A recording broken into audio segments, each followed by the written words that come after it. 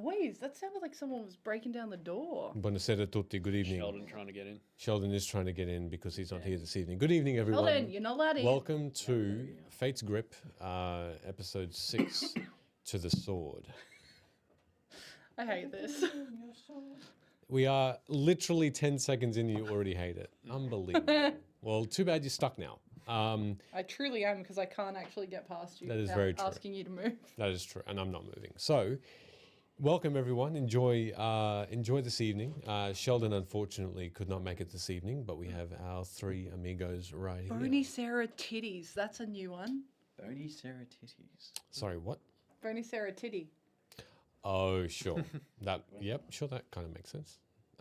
Lovely. Just referencing. Hello, Ash. Two, maybe. Everyone, this evening we're going to do a slightly longer recap. It's not going to be massive because we did miss last week. So thank you everyone for your patience while we Sorry. I thank no one for their patience. No.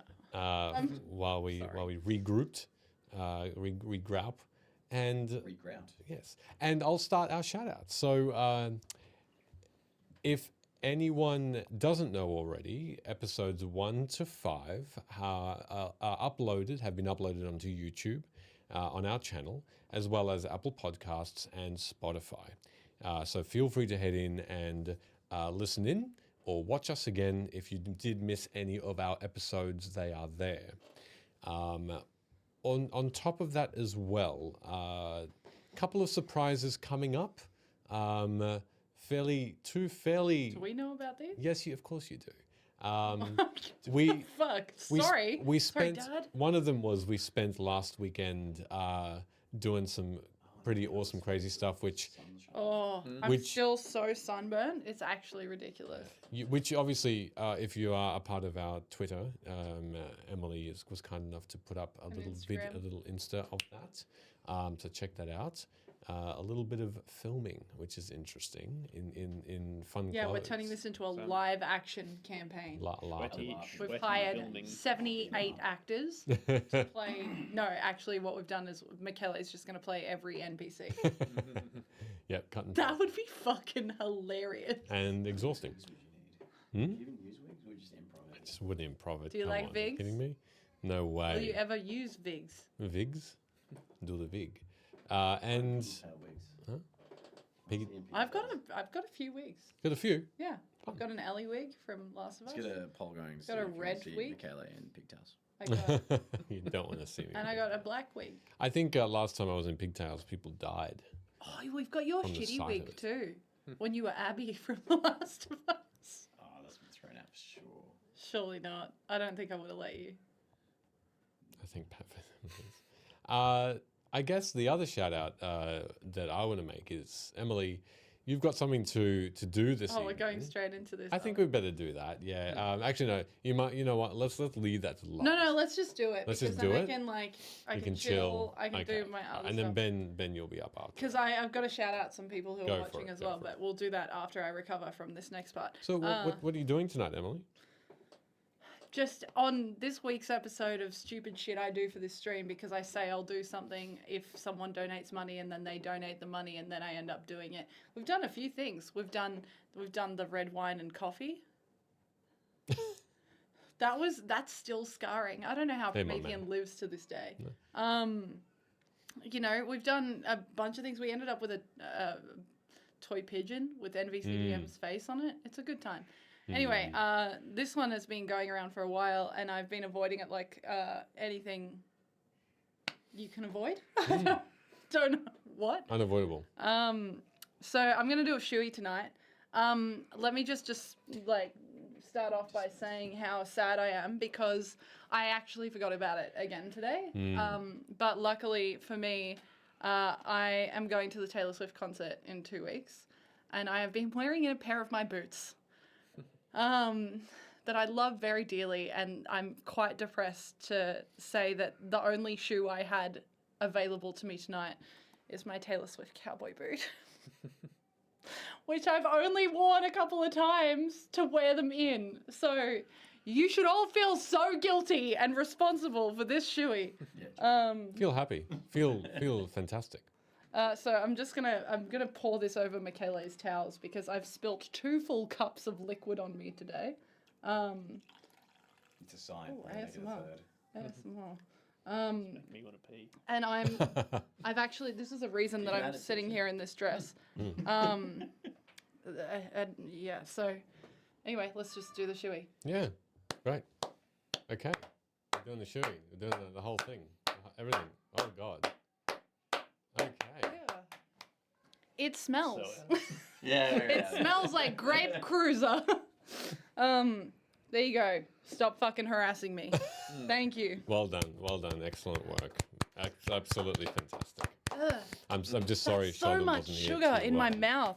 to do this. Next, in the break we'll get some whiskey and we'll pour that in next, Hey, I'm down for that. and actually we'll do a whiskey shoey I'm next. just gonna finish the bottle of this. Do it anyway. Lovely. Was it leathery? Did it taste anything like leather? Because Thanks, they've only been Or- used. Oh wow! Thank you. Because they've only been Aw, used a couple of times. They Jesus. smell like Thank new you. shoe. Yeah. But like they're suede on the inside, so that's gonna take some time to fucking dry. So thanks. Well, thank you for the amazing subs. Also, thank you, Yeah. Ham. Appreciate you. proceeds from the subs will go to the treatment for athlete's mouth. Good. Oh my God! Quote that athlete's mouth. Jesus. Anyway, You moving on. can't. Unfortunately, you can't get food poisoning from shoeys because it's a drink. Is it over? Fuck off Is from it? me. Is it shoot poisoning? Actually, I feel well enough to just keep going on into my next. Go shout for out, it, So I'm go just for going to do it. I'd like to shout out. Don't quote me beyond tonight, but I'd like to shout out my favorite colleague, Fran, who is watching at home at the moment with her partner Aiden. You know, Fran, you're a great human. Thanks for watching. I will eventually rope you into doing a one shot with us. And Aiden, you're welcome also. But, you know, just because I'm now embarrassed for saying nice things about you, I'd like everyone to know that Fran does theatre sports, or did theatre sports a long time Is ago. that like being a character while you're like running a rugby ball? I don't know. Okay. I know. I don't know, but Fran gets embarrassed about it every time I say it. So Let's say I'm it's expecting a Commedia text dell'arte. message. I'm expecting a text message at any second being like, Emily! Let's go. I'm going to assume you're wearing masks and playing Commedia dell'arte. Let's do that. I don't know, but it's a thing. I do like that. Hey, was that the only other shout out you've got? Yeah, because I think Ben's got Ben, one. you've got something to share? Yeah, I do. I've got a t-shirt on. Oh, thank God. And it's, this is not going to work, I don't think. I think you have to stand. I have to Um, stand. let me unfurl my legs. I did it. You did theatre sports, Fran. Stop Hey! texting me aggressively. We have one of our emojis on one of our shirts, which we sell at a website called Fourth Wall, Yeah. Ooh. which you can also get the merchandise from there. If you actually really want a good picture of it, go check it out on the website. You can also use... It's got our link on the back as well. It does, actually. I'm not going to turn around for that. That's right. Show us that booty. You can also drop the command merch, and I think that will take you to the website as well. Yep. Yes, Which is my fun, dude. There you go, our friend over here. Beautiful. Our friend in the free. Friend. I did a thing. Amazing. That's my shout out. Hey, Wishing you shout out to the other people that have bought this merch. Yeah.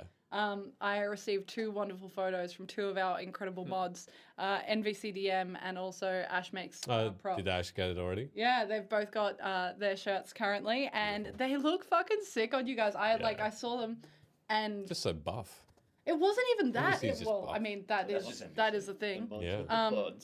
But also like mods. I don't know why I got a little bit like misty because we joked about merch Like and stuff Pokemon? like that, but then seeing people actually wear it was like I that's got a pretty bit cool. sweaty. Thank you so much for being sweaty. Not you. Being a part of our amazing community as friends, and thank you for getting the shirts. I appreciate it. I It will. is in the Discord. Yes. I didn't know, so I'll I go was and see gonna ask for consent to put it in our rolling video, but I just want to see you in the Discord. Hey, join the Discord. Anyway, bye. it. Beautiful.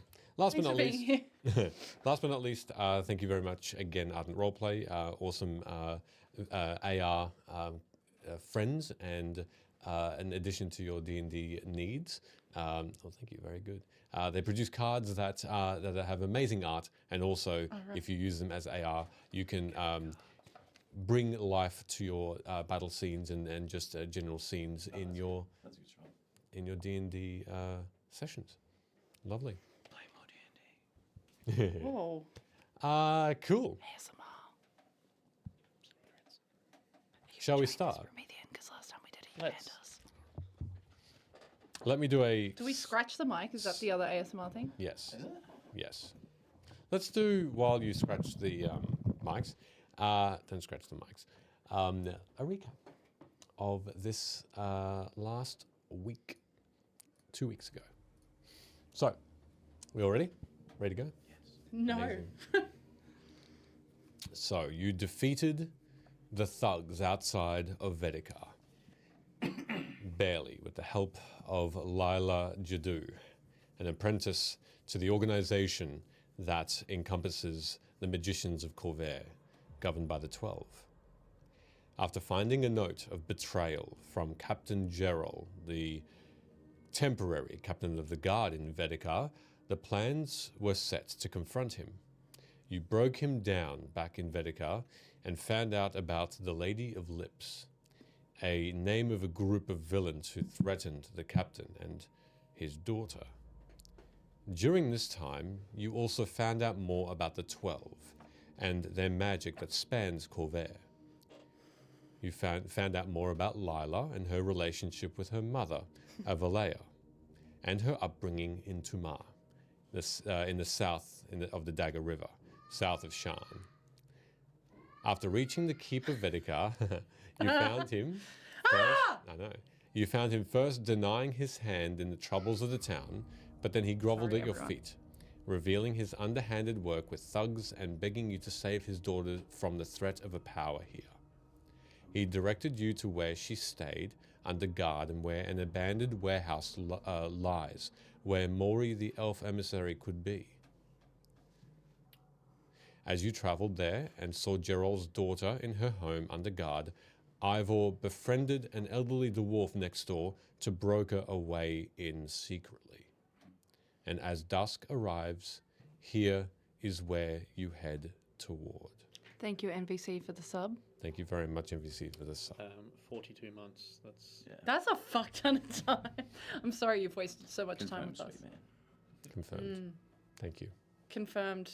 We'll see again when PAX dates Times come out 42. tomorrow. Times 42. To the power of 42.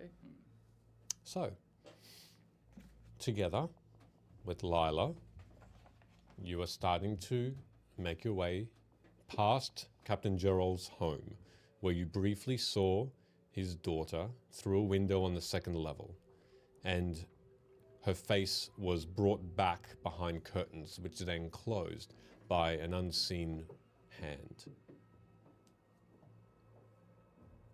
It's getting to late afternoon. The snow is still on the rooftops. It is still chilly. And you notice that clouds are still here, still set in. Though overcast, it's not snowing yet. But there is a proven point to the wind that's driving that there will be another fall soon, perhaps overnight. Silently, Lila moves, cautiously. You can see her glancing back and forth to make sure that no one is following you, to make sure that you are safe. She whispers through this wind that's cutting through her.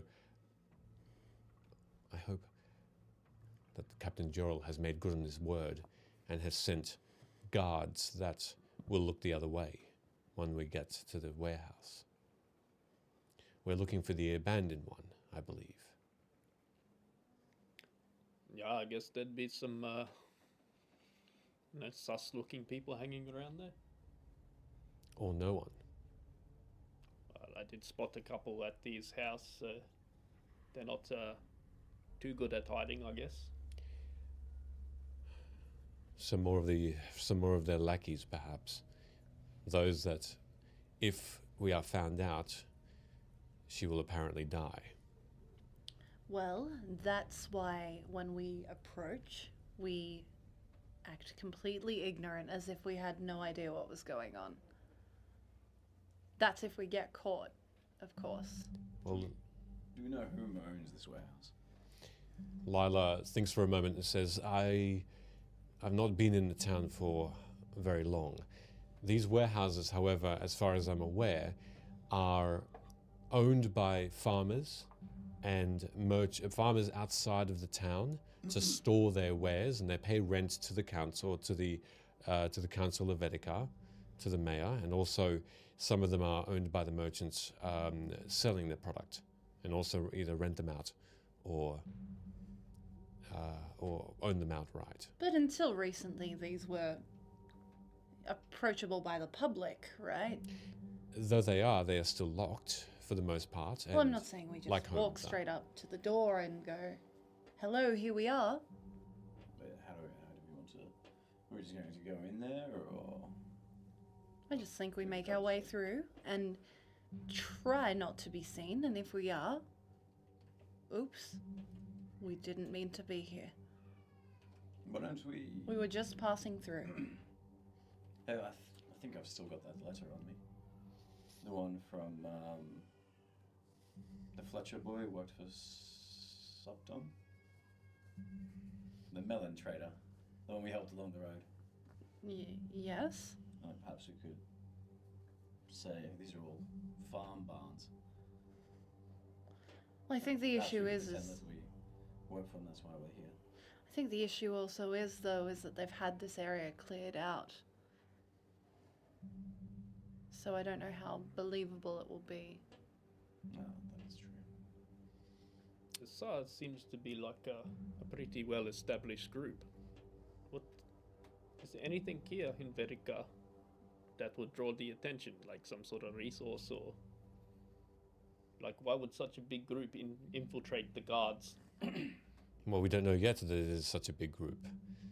I know there were 30 odd that attacked the Stone Guard Inn. There could be, although there are. Though 30 is still quite a large number, for sure, for such a small town. Well, Well, I mean, aren't they we- seem to have had ties all the way up to that fort and out to Karth. Mm. It's quite a big area. Though it is quite a ways away, with not much between. Thanks for the bits, everybody. Thank you very much for the bits, Fats and Promethean. I'm unaware of any resource particularly of interest to anyone here. Perhaps if we go to the warehouse, we may see something a bit more cemented, a bit more true to enlighten us. We can just observe before we make our way through. Of course. Did we not just see the girl get pulled back from the window? We That did. was- Yeah. Not just moments ago, or not at Yes. the warehouse. This was at the different At place? Captain Gerald's. Ah, okay, cool. So you're on your way to the warehouse now. Yeah, okay. Plus, at least then we can figure out whether these two assholes that stole Mori are connected to this group. Who knows at this point? We're traveling there, or we're out there? You're traveling there now. I think we just attempt to observe first, and Let's see what we encounter. that we'll do this in steps. There's no point over planning. Maybe prepare yourself for another battle, though. No, I mean, yay. I guess there's no point in speculating. We should just mosey on in there. Yeah, I'd like to beat this snow if we can. Also, Do I know anything about this particular group? so you're just gonna stop at anything? Can I I know get you to roll a history check anything? for the Lady of Lips, Yeah, like, have I please? heard about it before? Or, Sure. Probably don't. Yeah, 8. An 8? You haven't heard of this group at all, no. This is a new title to you. You're not sure. you also were there when you saw the tattoo of on Captain Gerald, the one that vanished. The lips with the dagger pointing downward in between these lips. That doesn't ring a bell either, but to your arcane knowledge, it doesn't look like a friendly emblem. It doesn't look like one that a noble house would entail. It looks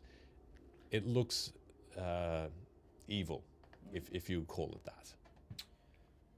How much do we trust Captain Gerald? How much do we trust anyone? Well, he did seem to get figured out. Everything he said about the daughter in his house seemed to check out from a distance. There were 2 other people looking out, one from the grocery store across the road and one in the back alley. No one saw us with Captain Gerald, do we know? Lila said there were 2 guards outside the door, but then they saw us go in. Yeah, he was talking about that some of his guardsmen were actually people from this group. And every time he'd figure out which one, they would change over. So some of them are loyal to Veykar, and others are part of this Lady of Lips. And he didn't know whom was true and who was not. So he couldn't trust any of them. I suppose he wouldn't keep his daughter locked up. But he did legitimately seem He could. quite scared of losing her. Doesn't explain anything about the guards that died in the fort either. Do I we think just- they're the same culprits? Well, I just think there's quite a few unknowns at the moment, and the only thing we can do is follow the lead that we have. Yeah, I mean, I think it would be quite coincidental if, like, a bunch of guards got murdered and there's infiltrated guards and brigands and whatnot. Alright. This is the only lead we have. Okay. Lila says, the other thing we could do is simply try and rescue Gerald's daughter first, but we've established that this is the most prudent first step, correct? If we were to save Gerald's daughter, do you think Gerald would be in danger of being killed next?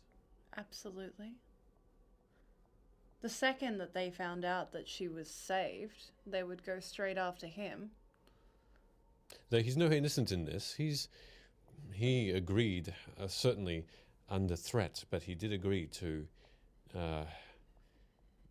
cause problems for Veykar. Well, I'm certainly not calling him innocent, but I don't know if that means his daughter deserves to die. She does not. No, she does not. If we are found out here at the warehouse, she will die, though. So let us be cautious. That's why I think the best thing we can do is plead ignorance. Surely they can't punish him for something that a few random townspeople stumbled across. Let's hope not. La la la la la la la la la. You continue walking, and Maybe we should pretend we're a rival group. No, that sounds like a poor decision.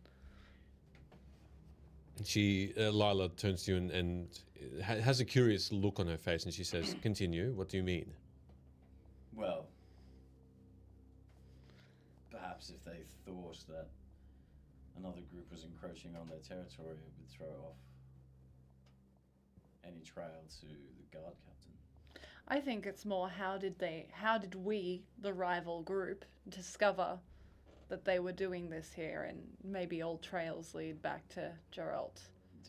I'm gonna look around. This isn't a secret area, is it? It's just there's nobody around here. There is, as you're walking, you find that the town becomes more more sparse. Yeah. You notice that the Roads and things are covered by these. Just a small town road. are there roads? Yeah, kind of bypass these. I'm assuming what looks like little farm houses looped across the. This, you're still in town. Yeah. You're still in the town, and you are heading up towards where is it again? Forlorn Hall. And as you head up there, the homes are still packed together.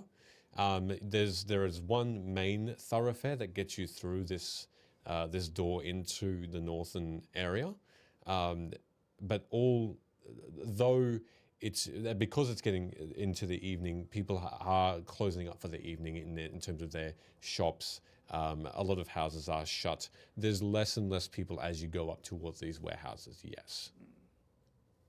It's not like this is a hidden secret. No, it's normally it's a very well traversed part of town because this is the main thoroughfare where people take their wagons back and forth with goods. Surely people stumble across here all the time. Well, that's what I mean. If we They're just not going inside. walk in, stumble on in, we should be okay. Just means one of their guards people at the warehouse didn't do their job. Nothing that Gerald can be blamed for. You're on this main road now, and as you look ahead, though the darkness is starting to really come into the fore, torches from guardsmen, because guards are still patrolling in number, they are lighting the way. And to the best of your vision, you see in front of you the gate that leads from the main area of Veykar into the warehouse district. You see Town's Guard. You don't recognize the faces from this distance. You're still about 50 meters away. They seem like they are hooded, and they carry torches, and they carry the town's leathers and weapons. So they are well armed, and they do seem to be guarding the gate, which is slightly open. As Lila is in the front, she approaches them and says, "May we pass?" And without a word, you find that the guards gesture to let you in. Beyond this gate, beyond this wall, you see that familiar look of large buildings. These massive warehouses that you previously rescued this farmhand from those band of thugs. You're in the same sort of area. Nothing's really changed. The roads are wider here, but the masses of warehouses, they are very, very long and very wide. And you see them maybe 20 or 30 in front of you, moving into the rest of the north of the town. Around you, you notice that there is barely a person. You see one wagon moving away from the town, looking like it's laden with barrels, and it's covered with a tarp, and two horses are pulling it. Otherwise, no one. And now snowflakes you feel on your cheeks. The horse and cart looks suspicious. From this distance, it's a bit hard Look to at that tell horse. because from So here, sus. there are no torches either. Right. Just all these people going, "Intruder!" You're me. At the horse. Oh yeah. Show me your documents. Lila I'm says, glad that only I found that funny. Lila says, in a lower voice, "Be cautious now. Let us stick together and let us find this warehouse." I guess since we're in the general vicinity, can I sort of have a look up, see if there's any lookouts on rooftops, balconies? Yeah, make a... do you have dark vision? I do, 60 Yep. feet. Cool. Make a perception check. I bless you with Oh, Sight. so breast. Now you see good. I guide your eyes with my finger. I'm Look also over there. Have a using 1d4. some side-bolstered knack. Good God. Jesus Christ. No, you're not allowed to roll. Oh, sorry. So that's a 17. someone's looking. Using everything I possibly could. Using everything I have. All right, a 17? From the rooftop. Yes. Okay. So when you're looking, the way you're looking at the moment, the way you're gazing, you're looking down the barrel of the main road. On the left and the right, there are warehouses, and beyond to your right and left, looking directly 90 degrees, you see more. 2 warehouses down, on one of the rooftops, it's a 2-story building, but it doesn't seem to be 2 levels. It's just one large factory, and you see a movement on top of it. You notice a body moving, crawling away and out of sight, just briefly. You also start to smell what would be vegetables. Maybe from a distance, the waft of storage facilities really comes into the fray. Dirt, earth, that earthy smell of carrots, potatoes now start to really shine through. So you see this movement directly in front of you, essentially, just over to the right, the second warehouse down. So just down there on the roof. I know it sounds like you can hear them, but I just saw a bit of a movement. I think there's a person up there. Do I see anything? Yeah, you can also make a perception check yourself. Do it with advantage because you... no, because you are human, yeah? Yeah, cool, just do it normal roll. 16. Okay. You also just see a bit of movement as well, yes. Something that shouldn't be on the rooftop. But there is definitely a humanoid shape. Yeah. Yes. Yeah. A shuffling. I guess from that distance, did I get the impression that they're looking out over towards something, or they're patrolling on that roof? That's then a bit more difficult to tell. You don't know if that you definitely know because of the way that the roof is slanted. It's not a flat roof. It's slanted in a way that is not an extreme angle, maybe about 20-degree angle. It isn't somewhere where someone should be walking. Gonna move towards, if we're walking like, so there's buildings on the left and the right of us, right? Yeah. So I'm gonna gesture to everyone at the same time, but move myself towards the right-hand building and just kind of walk closer to that so that anyone on that right-hand side would have to look Directly down. Yeah. Yeah, okay. Lila does seem to agree with that gesture, and she moves with you, and she's now hugging that side of the warehouse too. Warehouses. I'll fall into line. Yep.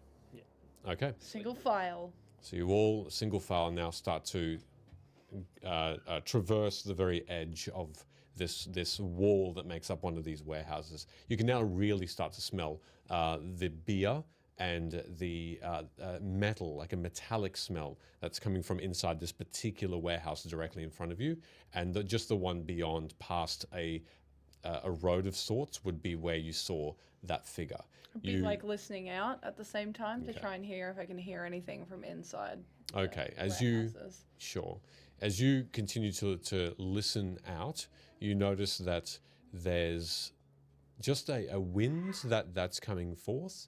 You notice just this weird whistling, as though the wind is passing through windows, and the cold is really starting to set in. Unfortunately, the wind does seem to be picking up to the point where you can't hear anything else. Cool. Still keep an ear out as we move along, just Okay. in case. Lila produces a very small candlelight from her finger after a whisper of words, and she sneaks in front, next to you, and she sneaks forward. And as you find yourselves on the edge between warehouses now, she stops, and so you all stop with her. And she whispers to all of you, and for somehow you can hear her even over this wind. Do you smell that? And as you Are you what are you referring to specifically? As you take in the scent around you, not only do you now smell this overwhelming smell of that potatoes, the dirt, the root vegetables, there's a sickly sweetness that you smell now coming from, and it's powerful. It's coming from the warehouse in front of you, the one where you saw the figure above. Though you don't see the figure anymore from your vantage point, the smell is almost like an aftershave, like this pomegranate fruity scent. But it's not actual fruit. It is definitely perfume smelling.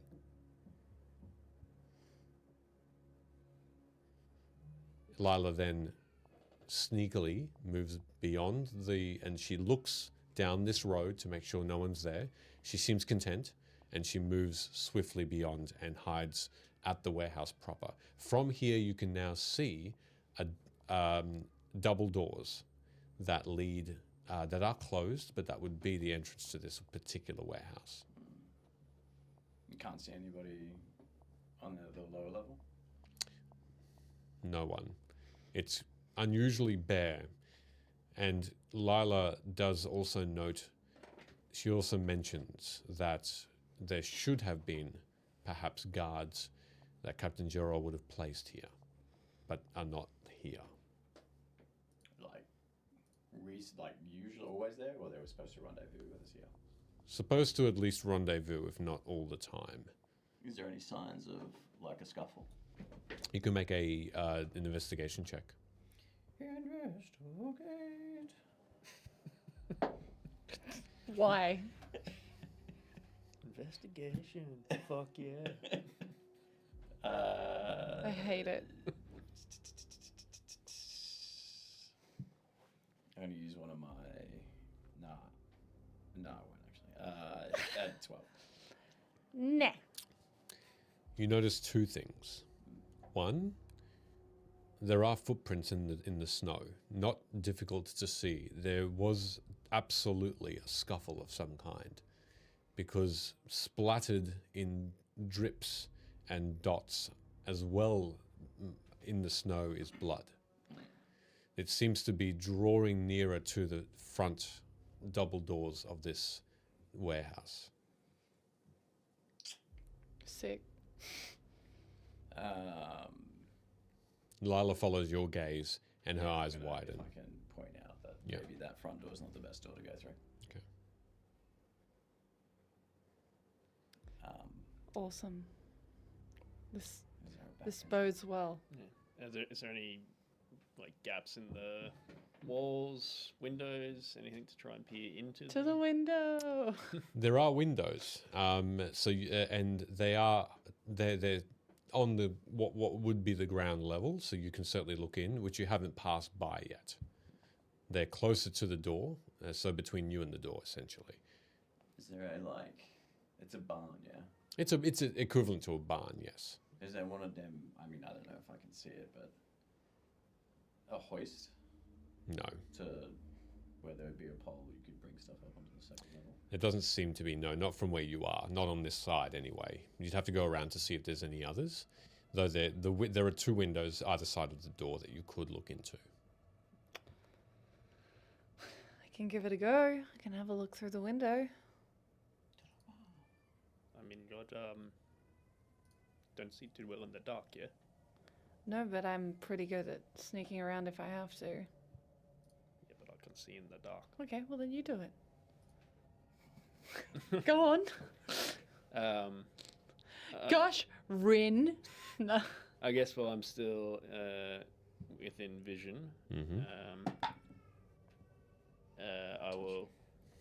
You don't need to touch me. If you want a 1d4. Where is the thing? I'll do the Michaela, thing in a second. I'm gonna be a massive pain. I need to sneak out past you real quick. I'm sorry. The shoe. It ruined my day. I need to pay. The shoe Really strikes bad. the bladder. Like a foot Um, to the tummy. pretty sure Lila has spoken in my head before. Yes, she has. So I will use my Sonic Whispers feature to link with Locke and Lani. Ooh, Sonic. And then I'll just kind of like gesture to Lila, and I'll sneak up and try have a look in the window. Okay. Make another perception check as you. I will, and Move that's through. psychic things lasting Because for we're 4 hours. psychically linked. I guide you. I'll think to you. Stop patting me on the ass. That's Hey, thanks for patting me on the ass. Nat 20. Nat 20. Okay. With a bit of guidance is a 24 plus Whoa. 4, so 28. Level 3 you are? Yeah, cool. Okay, cool. Making sure. 28. Okay. As you quietly look into this barn, just be a moment. She has returned. Back to annoy everyone. Ah! We ride to Gondor. We're psychically linked for 4 hours. Hot. And I just rolled a nat 20 for 28 on a perception. Oh, he can see. You look through this frosted window, and even though there is that white sheen over the top of the glass, you can still see very clearly from within. Though it's dim light inside, you can see stacks and stacks of crates on shelves. A normal, ordinary-looking warehouse where vegetables are packed to the rafters, right up to the roof, and there are small walkways between them that you can see ladders that you can climb up and get these crates down. There are hundreds and hundreds of these crates that are completely lining this warehouse. It's been a good harvest. Now, just beyond that, though there isn't any light within this room, for fear perhaps of starting a fire, should one of these torches accidentally fall, you do see a very small. You see a door beyond, and from the gaps underneath the door and above the door, you see light coming from there. So at the other end of this room, there does seem to be a door that leads to somewhere else that is particularly lit. The perfume smell overwhelms you. As your face is closer and closer to this window, it's overpowering. It's sweet, but there's an undertone here. There's a slight rotting smell, like rotting vegetables as well. Like someone's overcompensating, trying to cover the rotting smell. It's hard to tell because of the amount of vegetables in this room. They could just be coming from the crates, because there could be some that have been there for a while. It could just be that, or it could be a masking of some kind. And the distance to where that sort of doorway that's got the light behind it. It's about 90 feet. It's a big warehouse. From where you are to the door is about 90 feet away. And from seeing before we came around the corner, does 90 feet look like it would be the other end of the warehouse, or No. halfway, or? You'd probably guess about halfway. So I guess thinking to them and assuming that Lila may be receiving, there's a door about halfway in that is lit up, that I'm assuming there's people or something in there. And that perfume smell, I don't know what it is, but it might be masking like some rotting vegetables or something. We can speak back to you, hey? Yes, so I would have thought that to both of you. I'm pretty sure if you communicate, it comes just to me, though, not to Everybody. each other.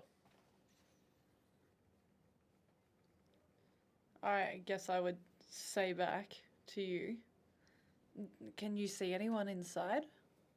I can't see anyone in this room. There's lots of crates and just normal warehouse stuff, but I'm assuming if there's light in that room, someone's in there or something. Do you think it's worth us trying to sneak inside? Well, I mean, I can't see anyone, but there was that guy on the roof. I don't know if we'd poke your head around the corner and see if there's anyone out the front. We've only seen this side of the warehouse. The front is where the blood was, yes? Correct. Whoa. Ah. I guess I can poke my head around. We'll see. I don't know. It's either that or just climb through one of these windows and hope that no one's in the dark. But I got a good look. I don't think there is. I think if that's the case, the windows are probably the safer bet, right? If I poke my head around, we don't know what's there. Lila, are you listening? She just gives you a nod. Do you can you see like invisible things or something? In your head, in your mind, she says no. But I can melt this glass quietly to offer a way in. Should you say that the coast is clear? Well, I can't see anyone, but I can't see what's not physically there. She does close her eyes for a moment, and you can see that there is a shimmer, as though you're looking towards the distance on a hot day, and there's that shimmer in just above a stone where heat would rise. And she opens her eyes and she says, in your mind only, there is evil here.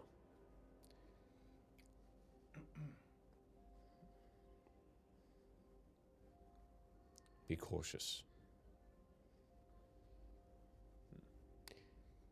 And I can feel him. Mori is here. I guess I would relay that to them if I get the impression she was only talking in my head. Okay, well then I guess we're definitely going inside then. Hey, Locke, you talk to like gods and stuff. Can you tell what evil? That's very broad for me.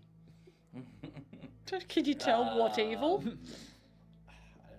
Hey, yeah, bruh, is there something evil in here, my guy? That's Sheldon.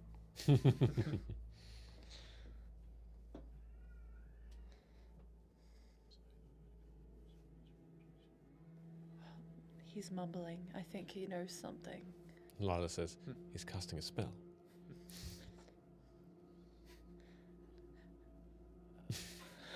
Yeah.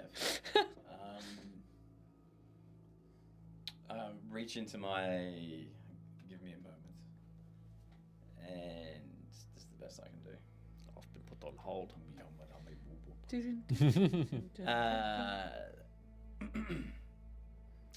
So I reach into my arms box and I pull out a couple of. I thought you were going to say you reached into your arm. I reach into Jeez. my arm, yeah. And I pull out a couple of sticks. What? And Start let's say I tapping them pull out together. Dragon bones. Yeah, dragon bones. Rolling dragon bones. Don't know why I would have those, but it's in Mal's box. And You're a level 3 character. Of course you have them. Dragon, this one maybe lizard bones, and It's just a gecko. Lay them out in an ornate way, and I'm casting augury. Okay. So you're putting them onto the 'Cause you ground. had a bad And day. I will commune with the god of outcomes, Ado. Boo. Well, he's the god of outcomes. Apparently. Boo. There you go, Sheldon. I brought you in. As long as the only outcome is income. We hate the lizard man. It takes a minute to cast. Yeah. So We just during stand there silently, I guess. that minute, you're not doing anything else? I guess I will, in the meantime, suss out Are we also near a window? If Is potential it? to Oh, retcon, yes. we'd do that while these guys are discussing. So I guess I would like suss out how I could like if there's any ways I could get in that are good. You can make your own investigation check if you'd like in the Sure. meantime. That'll be an 18. You can see that the latch to the window is unlocked from the inside. You can also see that the door, the warehouse door, is also ever so slightly ajar. It is The door? open. It is open. So 2 means to potentially go into this warehouse. Okay. And what are you asking, Locke?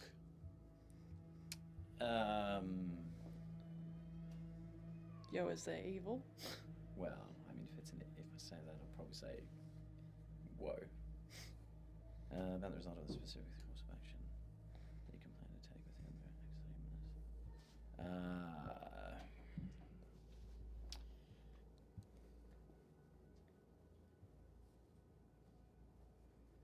Will we find Mori alive?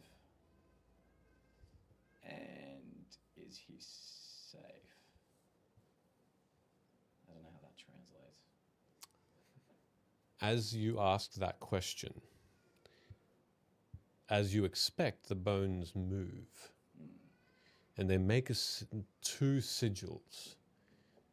These sigils, one of almost a triangle with the top 2 parts to this triangle formed by the bones, and then the other almost a circle, almost in a diamond shape, would you say? One for weal, one for woe.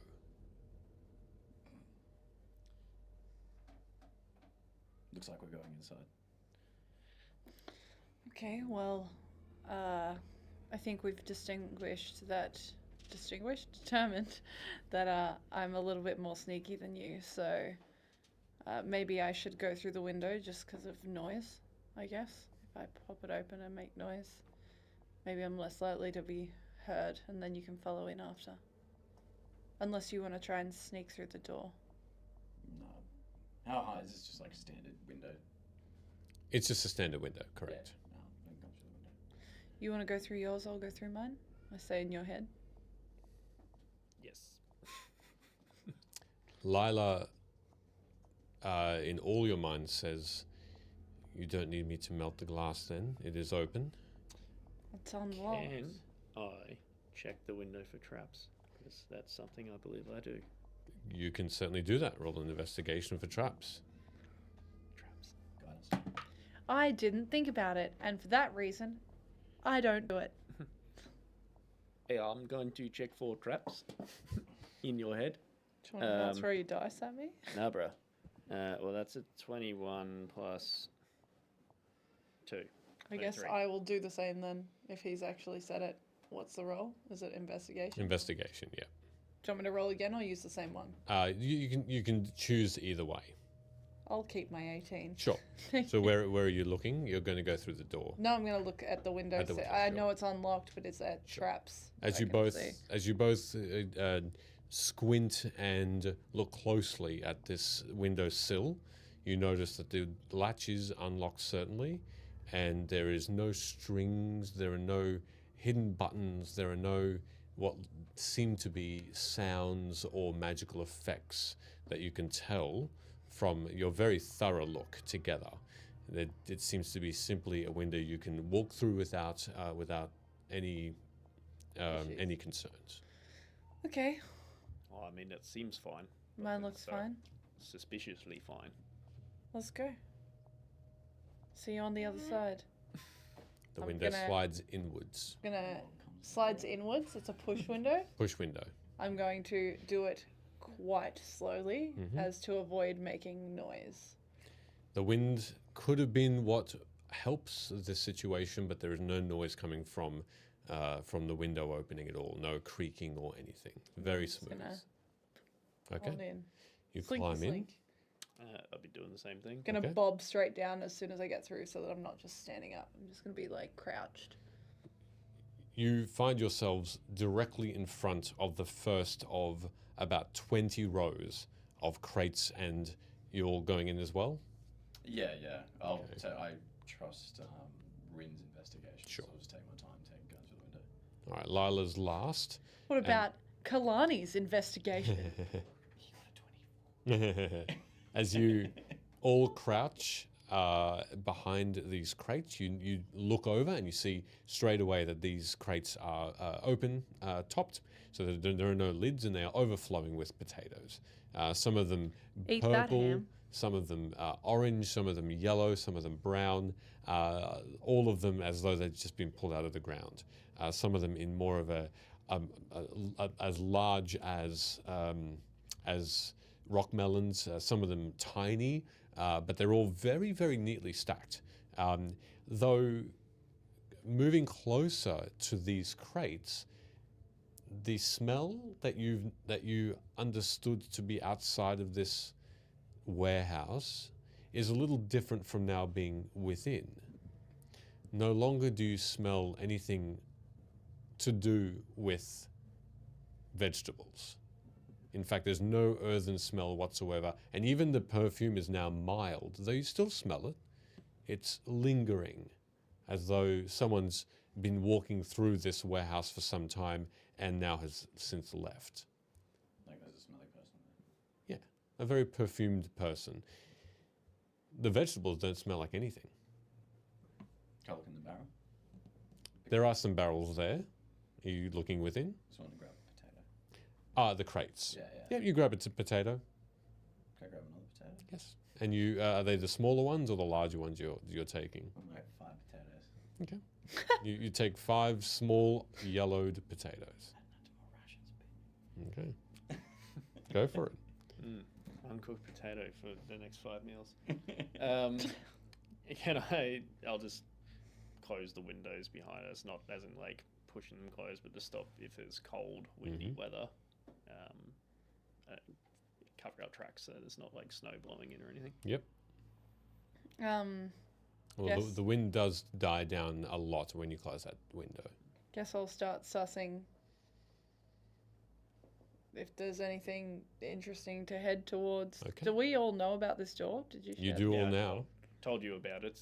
Yeah. I guess Yeah, right. If it's not obvious, then I'll Oh, it's obvious now. yeah. So Once we'll, you're like, inside, make our way, but like suss out the most stealthy path All to right. make Could our way there. could I, with that, I guess, smell of perfume that seems to be dissipating. Hey, look, here's a bit of real life knowledge. With the flared nostrils, they're actually designed to funnel in wind aerodynamically. So I should be able to pick up with perception of smelling the direction of the strongest source of scent, as if is that scent trail leading towards the exit door Sure. or towards the lit up door? more You're doing the specific. dog version of when a cat goes like this. Yeah, correct. As you take a moment to concentrate on that scent, the direction does come from the middle of the room, in one of these pathways that's between crates, between shelves, it seems. And as that moment passes, the one extra aspect that you realize is that the perfume is absolutely, now that it's a little less strong, it's definitely masking something rotten. As in, like A body. It's rotten flesh? As in, like, it's definitely now starting to seem more like rotting meat, yes. Gross. and sorry, so the strength of the odor gets towards the door. Towards the door, and then towards the middle of the room. Yeah, towards the door. Can you smell that perfume kind of smell? Can't we? Yeah, you'll take that in. Yep. Yeah. Yeah, I got it. I don't like it. It smells strange. Yeah. So that's heading in the direction of where that door is in the middle, and it's definitely covering up like a rotten meat smell. Gross. Out of interest, is there, because we're inside now, in my imagination, the double doors as the entry are at the left-hand side. Correct. Is there any blood trail coming from that was from outside into the barn? Yeah. Do you want to walk over and have a look? If it's not too far away. It's not. It's only a few meters. And does it look like, I guess if you want me to roll, if I walk up to it and have a look, does it lead towards the direction that my friend has just suggested? Can I put a hand on him just to stop him before he walks off? So maybe we should be cautious about where we step. I'll look around. Do you want to make a perception check? Yeah, or whatever. Yeah, do it. Go for it. Good luck. I'll give It does nothing. I'll give myself guidance. Okay. How many times can you do that before a long rest? Cantrip. Oh, of course. Perception, was it? Why do you reckon I kept saying, you got this Yeah. last campaign? Every damn time. 22. A 22? Okay. Immediately there are 23. Thank you. Immediately you notice a couple of things. Definitely the smell of rotting meat grabs your senses. Looking over towards the entrance, towards the double doors, you notice the splatter of blood, but also the ground around the crates is one of dried dirt, packed dirt. But at the very center, probably where the more of the footfalls would occur, is mud. Thick, snowy mud. And it's within this that you also notice a long, fairly thick, you initially think it's a worm-like thing, but you come to understand quite quickly in this dim light that it's an intestine Ew. that's sprawled out and bloodied in this mud, caked with it. I was gonna say someone didn't take their worming chocolate, but I'm glad I didn't say that. Would that also be in the source of where Rin's picking up the scent? No. So This is a the mud is bonus intestine. yeah, the mud seems to be Buy one, get one free. masking the smell. The mud seems to be caked over this. It's still fresh though. You can see that there are drips of blood that still fall from the inside of this thing. Though the blood splatter does then continue along the main thoroughfare towards the door and then away from it into the one of the right hand shelves, into the right hand lanes. Oh, after seeing that, I'll point that out to my companions. It's a little, maybe a little bit of guard over there. No. Maybe this is linked to why they would want to take Mori. Wasn't he talking about in Aerenal that they talk with the dead? They do things. It's only really one way to find out. Well, I don't know if maybe there's a Walking Dead or something around here, but if there's evil getting detected, maybe they want an Aerenal elf for something with that. Just speak to it. Well, if Mori is here, then maybe so are those other fuck stains. And if they are, then maybe we can ask them when we run into them. Or do you think maybe they were like dead, rotting ball bag people? No, I don't think they were, but I think they were definitely contributing to something not so great. But we can agree that they were ball bag people. Hear that, Promethean? And Ben? That's you. Assholes. Not you. Other Ben. I guess if I can still pick up that scent trail. Yep. Could I try and I guess follow that trail as to just in case there is something in the other aisles as a defensive measure, just try follow whatever way that went. Is there heat coming off this intestine? Is there heat? Yeah, like, What? How fresh is fresh? It depends on how close you want to What? get to come to understand that. Okay, Yellow Jackets. Hey? How do you want to investigate that? Yeah, well, I mean, I'll get a couple of feet further, and then... A couple of feet doesn't give you enough information, admittedly. As you can put your hand over it if you want to. As you do get closer, and it needs to be within maybe a few centimeters. Yeah. If you want to find out if there's anything different. So with that roll, I feel like I'm confident that there's no traps. With that roll, you're pretty confident there's nothing else untoward about this place. Yeah. No. Yeah. Okay. Though, as you get closer, Yeah. you follow the mud, and it's still caked. It's still a bit damp. So these like footfalls from shoes or something? Still footfalls are around you as well. You find that there are other body parts now just underneath the surface of this wet mud that lead into that same laneway. There's ripped skin. There's a Ew, scalp Why? as well, Is this like my and it's warm. augury? Is this laid out in any way, or is this just sort of a random Right. like encounter with some kind of monster? Random. Is there any way to discern what the monster was? This I would assume it, like you being a character, I would assume. This, you mean the body parts, Uh, or what ripped Caused this it. thing what up? caused it? Yeah, what's ripping? Right. That check makes this a little difficult to tell because the mud is hiding a lot of this. As you'd need to physically touch and move the body parts to find out more. Are you doing that? I am actually gonna take out my pocket knife. Mm-hmm. You guys looking at me? I'm like watching this happen, but also like looking towards the door with like a little bit of impatience.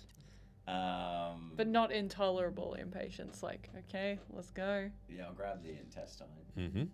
and I'm going to like turn my back, like pull it towards me as I'm bent down to kind of block any view. Okay. And Ugh. I'll investigate it. Yep. Well, you can use that same roll. It's investigation. If that's what we should try and identify if I can find Then yeah, go for an it. idea of what Sure. the process was. I don't. I won't even bother rolling that. Investigation's like a. I keep missing it. Where's it go? Yeah, that's 5. A 5. Okay. There's too much muck over the top of it to really understand what's caused this. No, you know it's not an easy thing to tear out one's intestine, and you know that someone would be fairly depraved to do it. The one thing you do notice is that it's Is it gnawed on? Oh, that's no, there's no teeth marks or anything that you can tell. No. I'm gonna pull a cloth out and hold onto the intestine. I'm gonna cut a bit off of it. Okay. And I'm gonna put it in my arms box. Okay. Sure. The way to use. Okay. You know. Yeah, if you're quite finished being a bit gross over there, maybe we should get going.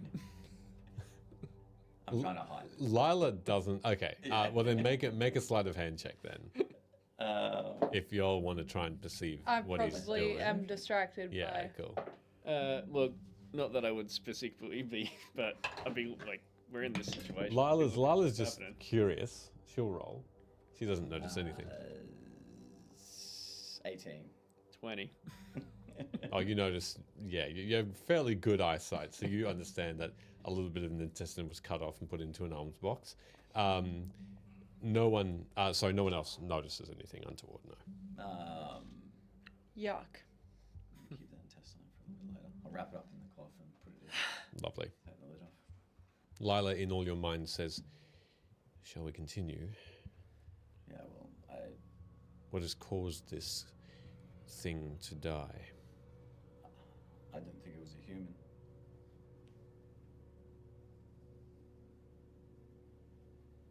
I'm assuming this is all thought. Yeah. That's what we've been doing. All right. Lila swiftly moves towards the middle of the room, but quietly. I will also move on in. Yeah. Look, yeah, if Do we we're need to doing- stealthy we're roll? doing Stealthy roll, sneaky- please, if sneaky you'd like to sneaks. do. If you'd like to do so. Oh no. Look, unprecedented rolls for me, but that's a 23. Wow. Whoa, bruh. This is a good run. It's got to end. at some Stealthy point. run, but a run. What'd you get? 17. 17. Are 8. you wearing heavy armor? No. Yeah, cool. No. An 8. Oh. No, I'm not. Okay. No, I'm proficient with it, but I'm not wearing it. Perfect. Am I wearing armor? Kailani, as you're moving and you're a bit distracted by the body parts that are on the floor that you notice, you do catch your foot on the corner of one of the shelves, and one of the crates clatters onto the dirt, and the wood smashes, and a lot of the zucchinis that seem to be inside roll away into the mud as well, and they do have a bit of a racket. As you pass around the corner, you see the And everyone said, shit. Sorry. you see the source of, or the rest of, what has been strewn along the ground.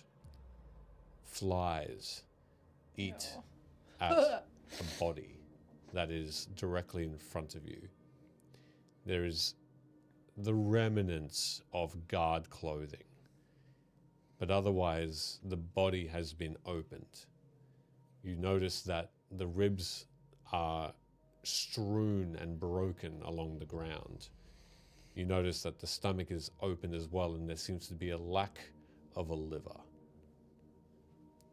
As you get a little closer to investigate, the legs, though opened up, are generally speaking intact.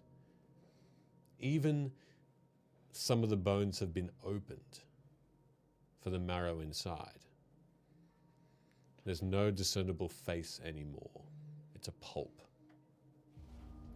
And Lila goes in and whispers something under her breath, and you feel magic emanating around you, a wind that is not snowy. And she has her eyes closed for a little while. You doing anything? I would think into Locke's head. So, didn't you just say that that wasn't from a human? And then I'd think into Kailani's head. Weren't you just scouting about how sneaky you were? I don't feel so bad about the other day when I was investigating the murders. I said it wasn't from a human. I think what you meant was it wasn't. I think what you meant was a human didn't do this, didn't tear apart this being. Shut up.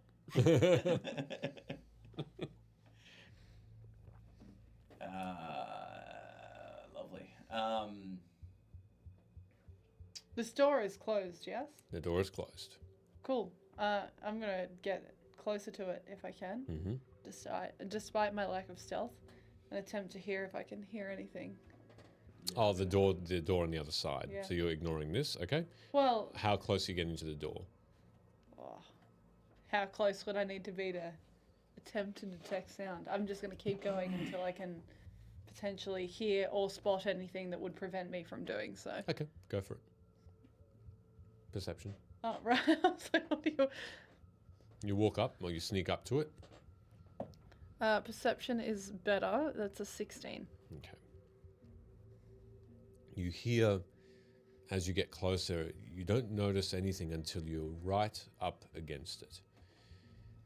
You don't feel any warmth coming from within, though light from a flickering torch does seem to still emanate on the bottom of the gap of the door. This door is a simple wooden door with a handle that bends downward to open. Looking at the latch, looking at the hinges, it looks like it opens towards you. You hear I'd then kind of place myself where if it opens outwards towards me, I'd kind of stand here so that if it does, it would open so that I'm hidden behind it. Sure. You also hear a sound. The only sound you hear is a slight groaning sound. Like pain groaning, or Yeah. in everyone's heads, I guess. You can only go into Rin's head, I believe. I think so. Yeah. Into your head, then. Yeah, into your head, you would hear me say, "There's someone groaning through the door. Sounds like grunts of pain, almost."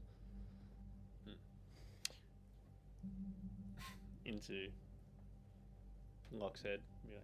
Hey, I don't know what Kailani's doing, but I can hear someone groaning behind the door. I've been investigating. After the zucchini incident and the mangled body in front of us, I'm getting ready for smashing.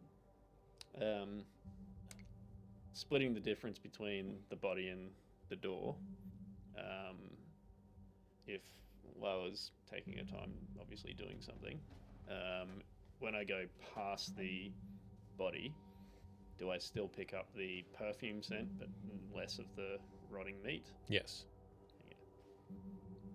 Okay, well, maybe it's not a walking dead person, and it was just a perfumed person with a dead person. In all your minds, you hear Lila now say, "This guard has been dead for possibly an hour." Gross. Should we go look for the culprit? I'm by the door. Maybe see what Delilah's doing. Lila now sneakily moves towards you, Kailani. She'll have another stealth check after that time. As she's distracted a little bit by the corpse as she's moving away, and she does she shoulder checks one of the shelves, and you can hear the whole thing creaking and rattling. Though nothing falls, it does make this echoey sound through the room. She stops for a minute and then moves next to you, Kailani, and whispers to you, "I can hear it." There's no window or anything looking into this room, right? No. It appears that it's one massive wall, as big, as wide and long as the wall from the outside in, taking up the entire side of this warehouse, but there's only one door beyond. Does the groan sound humanoid? Yes. Does it sound like Mori? Yes. You hear that familiar accent coming from within. Not just a groan now, but a "Someone, please." Is it just one voice? Looking at this door, does it look locked at all? Looking at it is hard to tell. It does have a lock there, but you're not sure. It's within the handle itself, but you're not sure about if it's locked. Okay, then I'm gonna keep my hand pressed against the door so that it doesn't open and just kind of try the handle very slowly. Okay. There's no warmth from the door either, and it doesn't open. So, okay. I'll say in your head, There's resistance. are you any good with locks? I know your name's not Locke, but are you any good with them? I guess from inside my tattered shirt, I'll pull out a satchel and kind of just unroll it, and there'll be a whole bunch of thieves' tools in it. I'm gonna touch the satchel. Would you, The satchel, not the toolkit. It gets guns. would you, like to give the lock a go? What are you going to do to me? Better believe it. All right. That was touching my satchel guidance. Yes. Is it sleight of hand for a lock? Dexterity. Dexterity. Can you add your proficiency as well? I believe I am proficient. Yeah, I think this is the only one you actually add your Yes. proficiency with Yes. as well. Okay, so Proficiency bonus. proficiency and my dexterity check. Oh, Jesus Jeez. Christ. Jesus Christ. Oh my god. Guys! 24. Level 3. Correct. Look, it's all stuff that's playing to my strengths. Yeah. Perfect. As you use 2 of your finest lockpicks to attempt to unlock this, you look within and you notice a very common looking lock that has been a practice, essentially one of the most common practice locks that you've been working on for a very long time. The aspect to it is simply moving a small mechanism aside to the right and then pushing another downward, which then unlocks the door. And you hear that it is still an audible click as the mechanisms fall into place, but definitely not a one that you haven't seen before. And easily the door is now able to be opened. While these guys are doing their fancy stuff, I'm just going to keep an eye out on our backs to make sure nothing sneaks up on us. Make another perception check.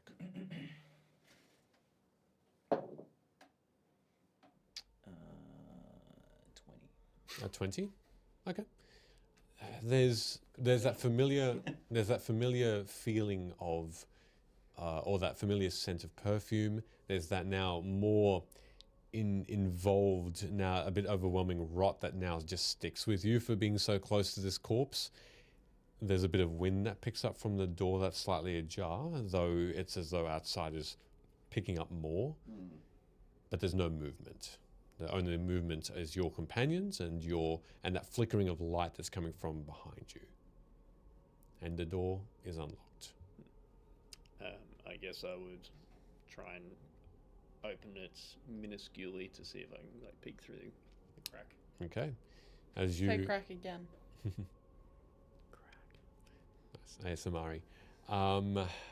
As you sneakily open that door and slowly and carefully, it once again, thankfully, doesn't creak. It's not crack, it's creak. And you... God damn it. And as you just peek in, you notice a small room. Stone floors, some torches, or they're more like small fires coming from individual stone holes in the ground, if you will. Though there doesn't seem to be any firewood or anything that seems to be lighting this. In the very center, there is another slightly bigger fire. And just beyond that, floating in midair on a wooden board is Mori. But what strikes you more is what the stone floor seems to be taken up by. And that's corpses. There are Gross. Promethean. no fewer than 100 corpses stacked on top of each other, strewn across this room. None of them, or most of them, don't seem like that they have been opened up as violently as the corpse that you just left. But a lot look far more rotten. And this is where that stench now really drives and overwhelms that perfume that is still there, but barely. Rotting meat, rotting corpses, green skin. You can see flies buzzing around, large, slow, bloated flies. Their larvae within as well, feasting. Cool. As you were describing that, I would have been thinking what I was seeing. Yeah, cool. Mori, more specifically, is floating above all this on this wooden board, like a bed, only just above the floor, so as to not disturb these corpses. You can see he's tied from his wrists and his ankles, on his ankles. You can see he's tied down with rope onto this board. This board is still, but it is levitating, and that's where the sound of that groaning is coming from. Now that we're in very close vicinity to each other, I'll just whisper to you. And I'll say, he's floating. Does it look like we can't step on the floor beneath him? I know there's all of that stuff there, but does it look like that would be dangerous to traverse? And that maybe that's the cause of death or something different? With that look, does it look dangerous to traverse the floor? Minus disease. I can't think any other way why he would be floating. Looking down at the stone floor, you can only see the stone floor because they are squarely cut and they are large, about 3 feet wide each. But you can't see too many of them because of the amount of bodies that are stacked on top of each other around. It's going to be very difficult to traverse this room to get to Mori without stepping on a body. These bodies don't look like they are all together, all guards, though some of them are in guard clothing. Some of them are look like normal townsfolk, some dwarves, some elves, though you haven't seen any of these before. You don't recognize any of the faces. Most of them are anyway rotting, so it'd be difficult to identify them. But no, as far as you can see, you can't see a reason why the floor would be dangerous. Thank you for the hydrate. Appreciate it. Thank you. I should pull myself to get hydrated. Is there anybody there? Plenty. That look like they're from cheers. I don't know if I'm making that look good or not. House Daneth and House Okay. Oh, yeah. wow. That's intense. Thanks for that game, Hunter. That's pretty cool. Nice. Nice. Nice. Say again. Is there anybody? Does it look like there's members from House Denise, and also that's the mercenary guild one, wasn't it? Mm-hmm. And the yellow Jarasco. Jarasco, that's it. Keep getting that one. Now you're trying to identify specifics. You suddenly are very acutely aware that a lot of these corpses do have yellow tinged robes around them, signifying potentially House Jarasco members, yes. But no one from House Denise, no. House Jarasco was the ones that were involved with They are House of Healing. the halfling that we were originally supposed to help, right? Mm-hmm.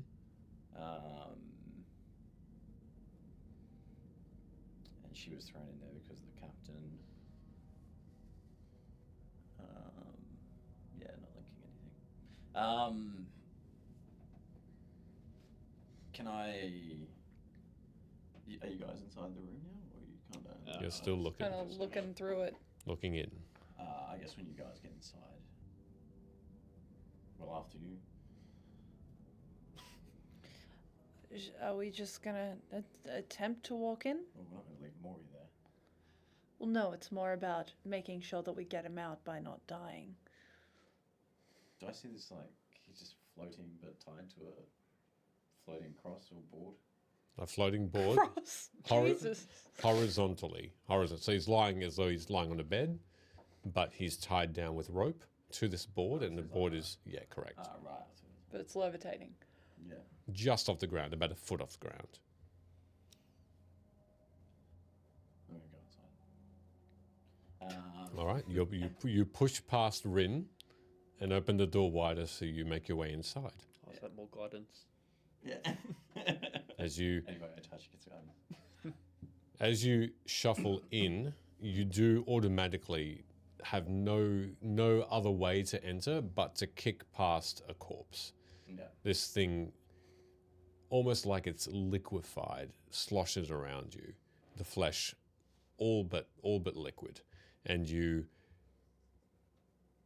look down and you see just this liquefied corpse, the skeleton hanging on to the barest skin. So it's been here for a bit. And you look across and you need to make a Constitution saving throw because you are overwhelmed now coming into this room by just the sheer stench. Hey, Trav.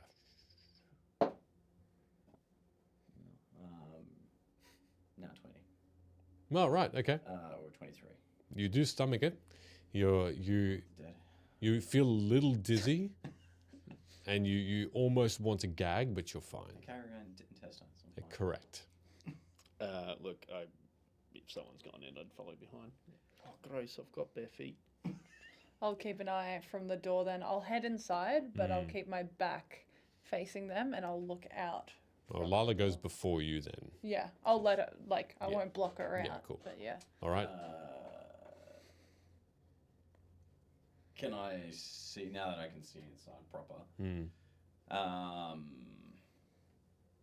is there anything like emitting this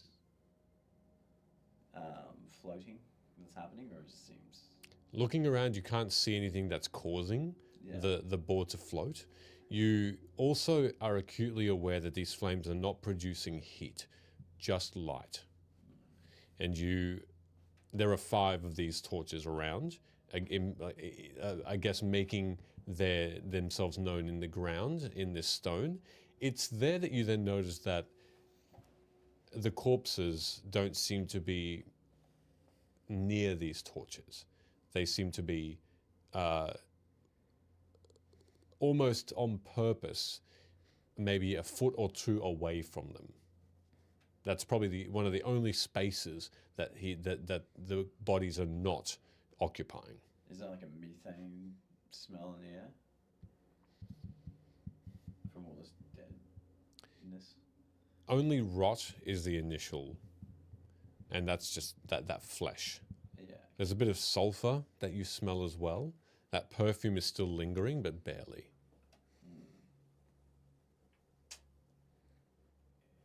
Can I do an Arcana check on this floaty thing? Yeah, what do you want to find out? Why it be floating? Yeah, why is it floating? Is Okay. there a rune or a glyph or something somewhere Okay, that's causing this to happen? sure. 13, 19. 19, okay. There are several reasons why something like this would be levitating. Certainly, the cause of the spell looks like a levitation spell. You're not quite sure from your vantage point why Mori hasn't talked to you yet, though you did notice that he is still in his robes and his head does rise a little and he does notice that you're there. In terms of going back to the magic, there are several ways to have this spell in effect. One of the ways, if it is levitation, one of the ways is through a rune. One of the ways is you have to see the subject and concentrate on the spell. So you could tell that someone would have needed to be around to look up and make sure that this spell continues, or a pre-existing spell in the form of a rune or a symbol would be in effect somewhere in this room, yes. Can I still speak in your mind? Yes. 4 hours. With those 2 things, I'll say that we're in. What's the room look like? Is it a big room or It's about 60 foot by 40 feet. So it's fairly large? it's all right. Yeah, it's a medium-sized room. It doesn't seem to be any doorways that you can tell that make your way out of this room, though, apart from the way you came. Where those lights are they are producing light, yeah? But Yes, they are. No, it's actually fairly bright, which is why you can see a lot of this room. Oh, right. It's just the heat that's not emitting. Yeah, okay.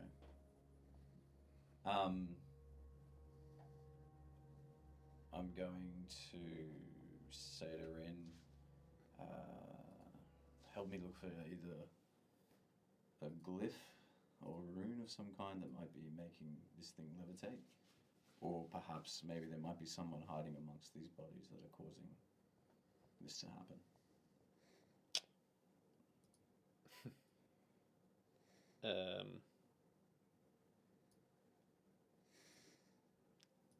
Could I You can't Shit. hear, can you? When it's No. only, it's only one way.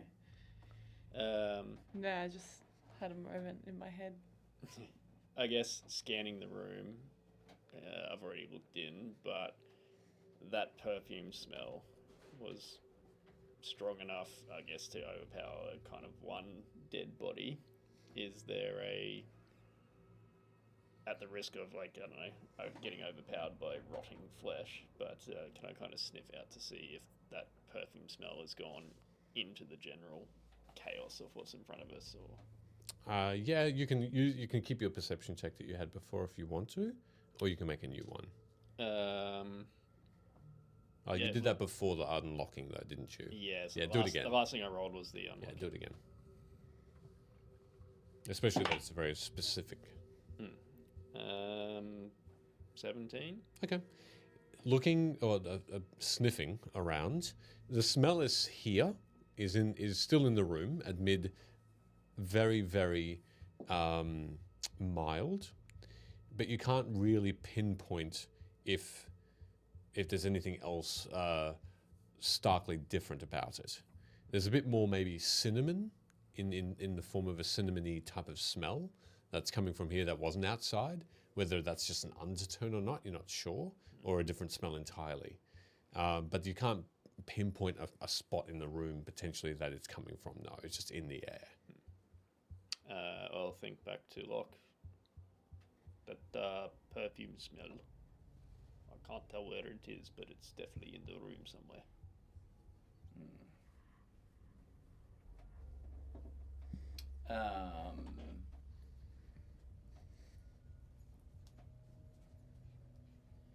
Can I roll an investigation check to see if I can find the source of this thing then? Sure.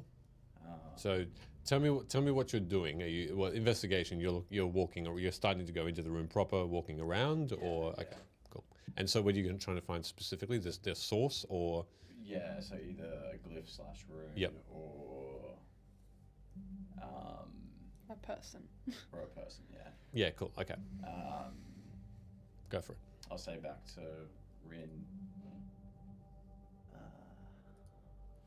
is proving a bit difficult.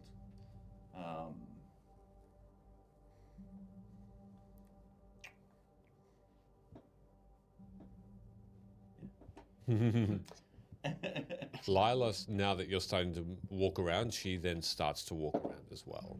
I'm gonna stay perched at the door, but I'm gonna draw my hand crossbow by my side and just keep it there Mm-hmm.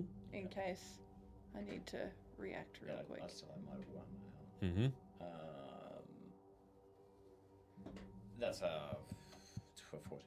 As you start to move across the room, Lila goes to the left and you go to the right. As you have no choice but to stand and walk on top of these corpses. Yuck. And they squish and crunch beneath you with broken bones that are from hands, from femurs, from skulls. There are skeletons here as well that are just turned to dust as you unknowingly and unwittingly step on top of it. You find something on the wall.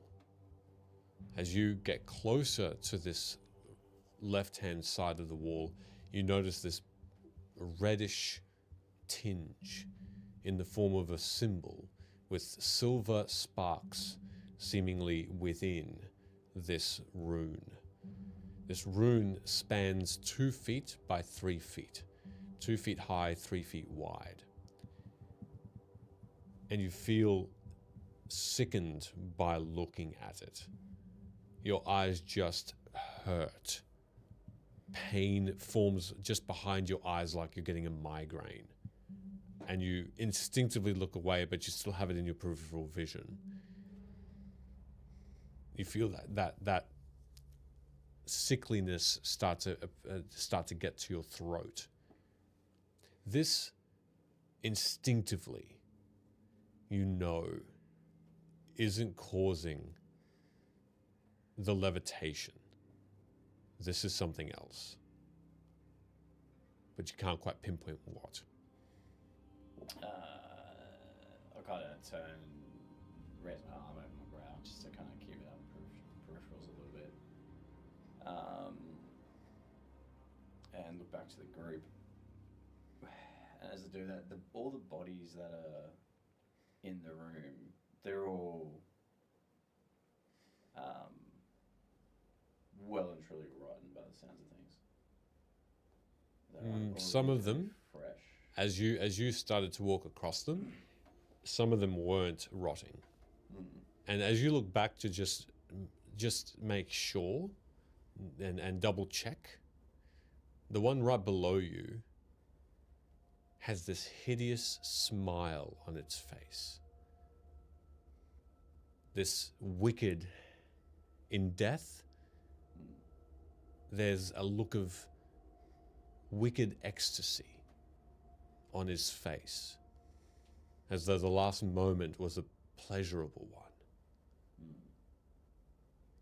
And here is a fresh body, still clothed, with this look of bliss. Okay. Anybody else want to do anything before I do something? I'm just watching out to see if someone tries to sneak up on us, so I'll stay here. I'm going to take a step back from that body. Okay. You said Mori kind of raised his head and seen us? Though he doesn't acknowledge. He just seems to be now speaking out again as raspy and low in voice as you heard from outside the door. He's simply over and over saying, help me. How far away is this floating platform? It's about halfway in, about 30 feet in. Well, I do have 30 feet of hempen rope. Yeah, I've been thinking about that. Can I try to stay on the edge of the corpses and swing it around and throw it out towards his... He's tied down, but is his Indiana hands, Jones. tied at the wrists? Is his hands kind of... He's tied at the wrists. His hands are almost immobile. So you're trying to... Try to throw him the rope. So he catches he's levitating to try and be so... Okay. You can see that he could still grip something with his hands if you needed him to. Well, I guess that is what I would be attempting, is to whip that out towards his hands. Indiana Jones. Yeah. Okay, make a dexterity check as you throw the rope towards him. Oh, not 20. Oh my god. Plus 5. You guys? Far out, John. While you're doing that, This is the one for the campaign. Apparently. So you watch Locke as the rope is thrown, and it lands perfectly in the hands of Mori. I'll think to both of you. Oh my god, did you see that? No. Lila does look over and gives you this surprise nod of approval. Go on. I'm going to pull out to me, what is my holy symbol. Mm-hmm. And I'm going to grab some holy water. I'm going to pour it on my hand. How'd you get holes in that water? And I'm going to grab my amulet. Mm-hmm. And I'm going to make a prayer to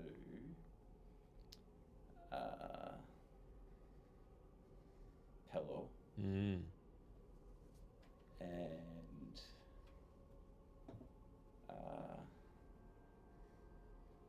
I'm going to cast Channel Divinity Turn Undead. And anything that can see me or hear me has got to take a saving throw. Okay. Like anyone that's your enemy, or all of us also? Anyone who's undead, All right. just in case. You're a little bit undead over there. No, I missed the undead part. I missed the undead part. All of a sudden, Kailani flees. I'm dead. War drop. No.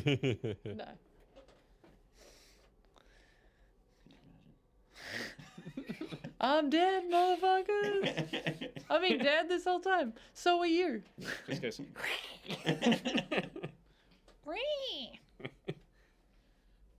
like what we do in the shadows. Yeah. Oh my God, Steve, why'd you do that?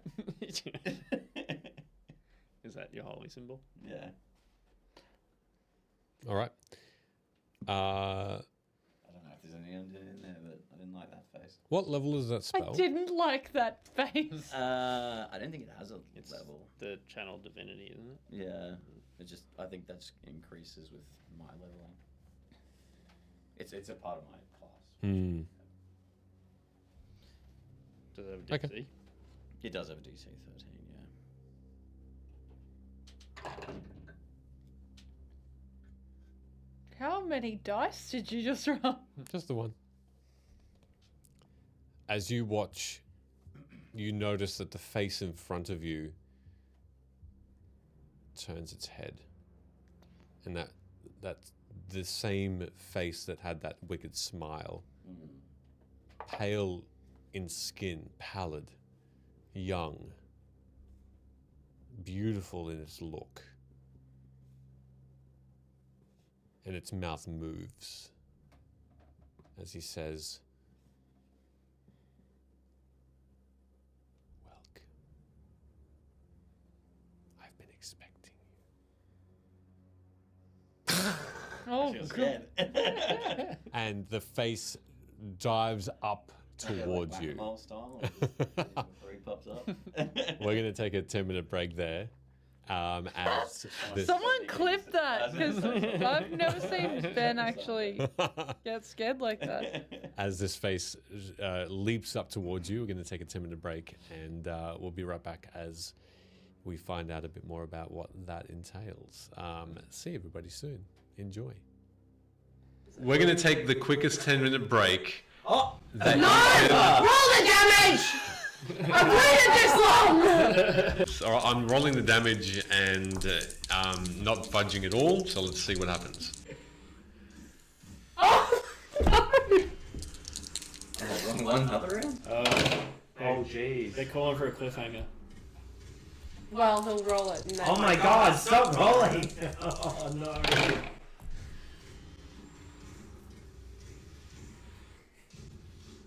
Okay. Yeah. We'll see how much damage Amara gets after we come back from a 10-minute break. I hate this game. We'll see everybody in 10 minutes. And I rolled a 20, 25 for Okay. stealth check. 25. Okay. Oh!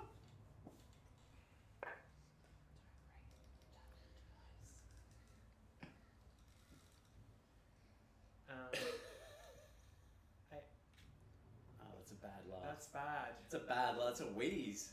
Is that a That's an nat 20? evil wheeze. It's 18 for me. Is that a nat 20? So you all start walking 18. down. Hold on a second. to leave my hand like this for a moment. Stop flexing your muscles. The team is happy. It's all bad. As Amara starts to race towards Rook, you have just been handed the potion. And you saw Amara then just disappear.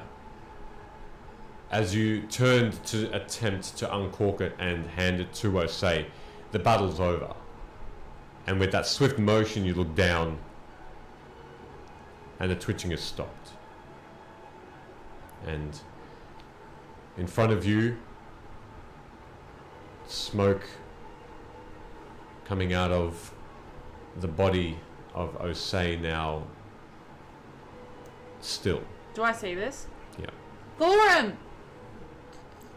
Thorum, help her! I'm gonna walk on over and look down at her. How's she look? Is there any sign of life? Make a medicine check. How's she look? Dead. That's a nat 1. After the last question he asked, I pull into the rucksack from the back and present a cup say to it, this is King Aerenal's personal possession. After 53 sessions, the camera looks like he's gonna cry. You may if you want. Sorry, continue. For anyone who doesn't know, it's taken 53 sessions for Ben to know how to say King Aerenal. That is going on TikTok later. I was clapping because you had components ready. I'd be just trying to keep next to Rook, trying to grab his hand and just, hey, Dench, I thought you were Ose? I'll say something to you. Come here. What is it? Come here. What happened? You look really good right now. Thank you. No one's ever really taken notice, but now's not the time, I think. There's always a time for love.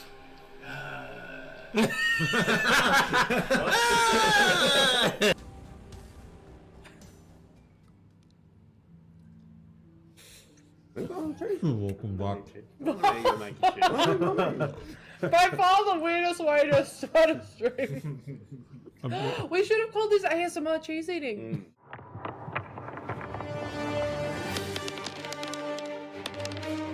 As you look upon this beast, wind buffer, the red scales blind every haze. The dragon attacks all around you. Birds fly away.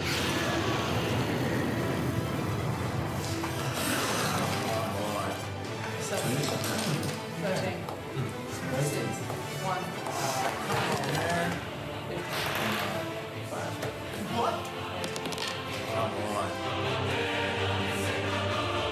Make your attack.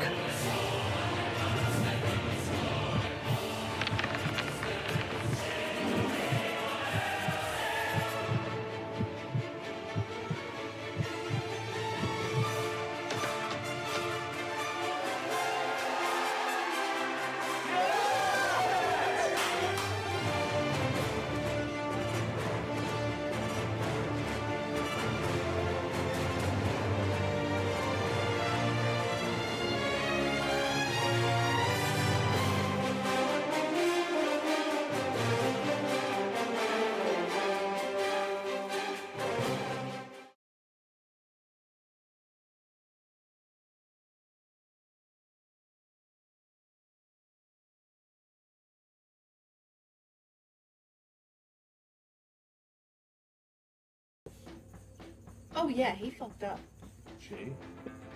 Charlie into to Rook and says, "Look, this is getting a bit corny." Oh, dance again, quick! It's Aaron Cochran, that's why. I'm gonna.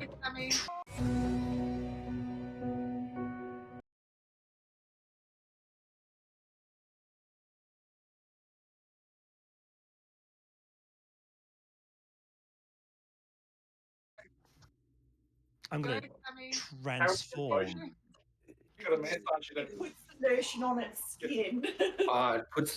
We're lotioning. Oh no! This is very uncomfortable. I'm glad I did. Shake off the excess. Shake it all off. That was wonderful. Very I moist. have nightmares tonight. I'm not good with words. But I think when I think back to everything that I've done since like day one with these motherfuckers, like you were there always. And you were like the only one that actually listened to me for a really long time. So, duh. Of course I got like all feelsy and stuff. And then Dench came along. God. I was so jealous. So fucking jealous. I don't think it's fair to tell you how I feel if I don't get to stay.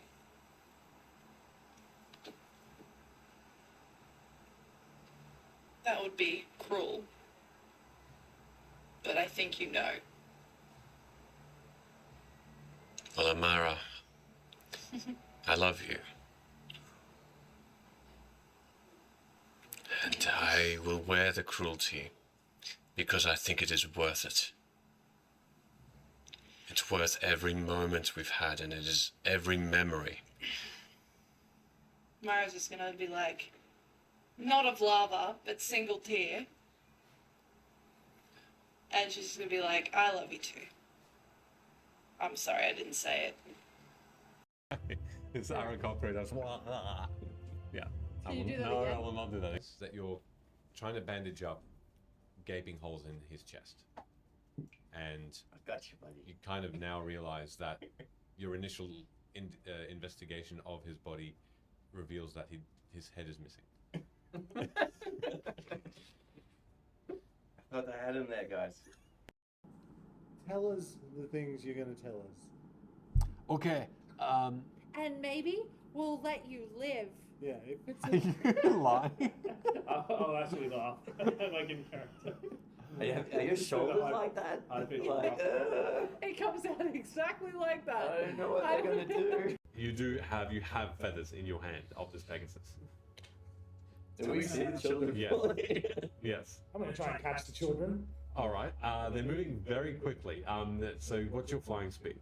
My flying speed full is 60 feet. Okay. 60 feet.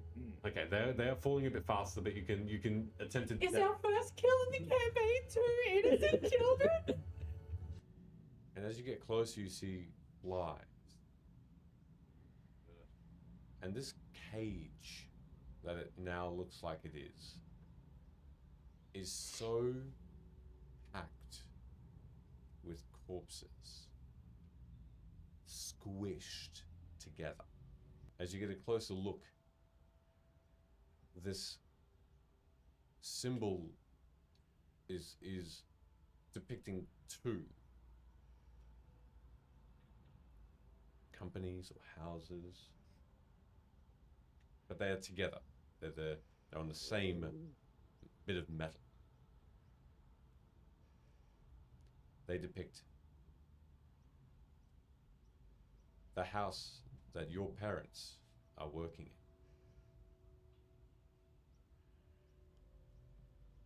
in. And they depict the symbol on the other side of House Tarot. Oh, fuck you. And we're gonna end that. And we're gonna end that tonight. And that's it. That's it, everybody.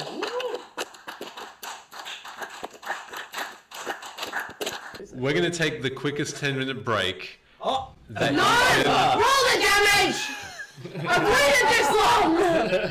All right, I'm rolling the damage and not fudging at all, so let's see what happens. Oh, no! Wrong one, another round? Oh, jeez. They're calling for a cliffhanger. Well, he'll roll it. And then Oh my god, stop rolling! Oh no.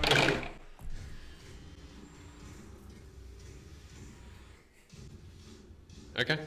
Yeah. We'll see how much damage Amara gets after we come back from a 10-minute break. I hate this game. We'll see everybody in 10 minutes. And I rolled a 20 to 25 for stealth check. 25. Okay. Oh!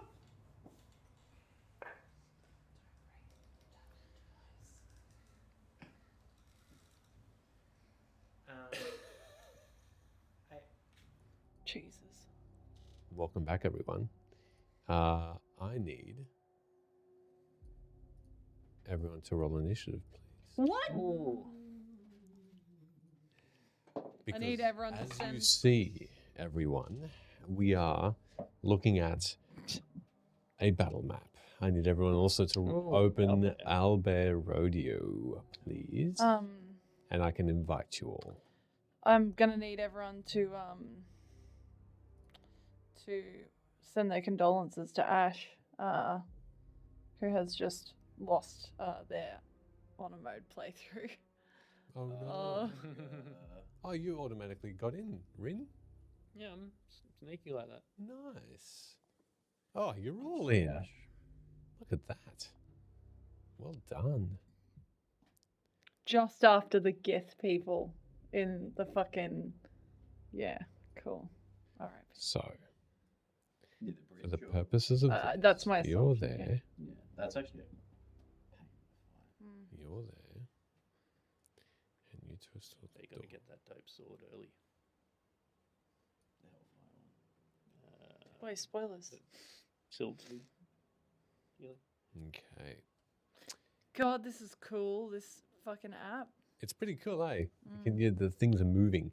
As a few things happen at once, as this creature in front of you, which is incidentally that one, as this creature returns to life, you see another 2, 4, 6 others just in the midst of all these corpses start to rise as well. And you can see them rasping for breath, some groaning, but none running. The glow behind you, Locke, is ever bright, that red tinge of evil, as this creature in front of you latches on and grabs your shoulder, digging rotten fingernails in. These other creatures seem to be, 4 of them seem to be directly around Mori, as the rope is held on by his fingertips. Lila seems to be directly in front of one, and Rin and Kailani, you are furthest away from them. Shimmering into existence as well is just beyond Mori, seems to be what looks like a box of sorts that shimmers into existence. What's in the box? What's in the box? Now I need everyone to roll What's in initiative. the box? I did. Yeah, I did. Unfortunately, I did. All right. It was a 17. 17 for Rin. What'd you get, Locke? 3. Mm-hmm. And then Kailani? 4. Damn. Okay. It's my night. Yes, it is. It's gonna be the last one you ever have. Boy. Probably. Yeah. Historically speaking, Out of it's probably interest. true. Does one of those undead need to make a saving throw? Another one? I rolled for the rest just then as well. Okay. Yeah. Okay. Oh, I see, because of the 30 feet thing. Yeah. Yeah. So they Turn also undead. rolled, yes. For the initiative for them, it will be.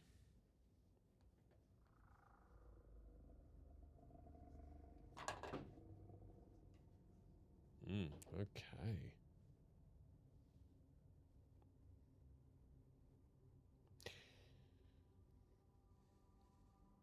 All right. As you watch, these creatures surprise you, and they all have a go all at the same time. They win the initiative roll.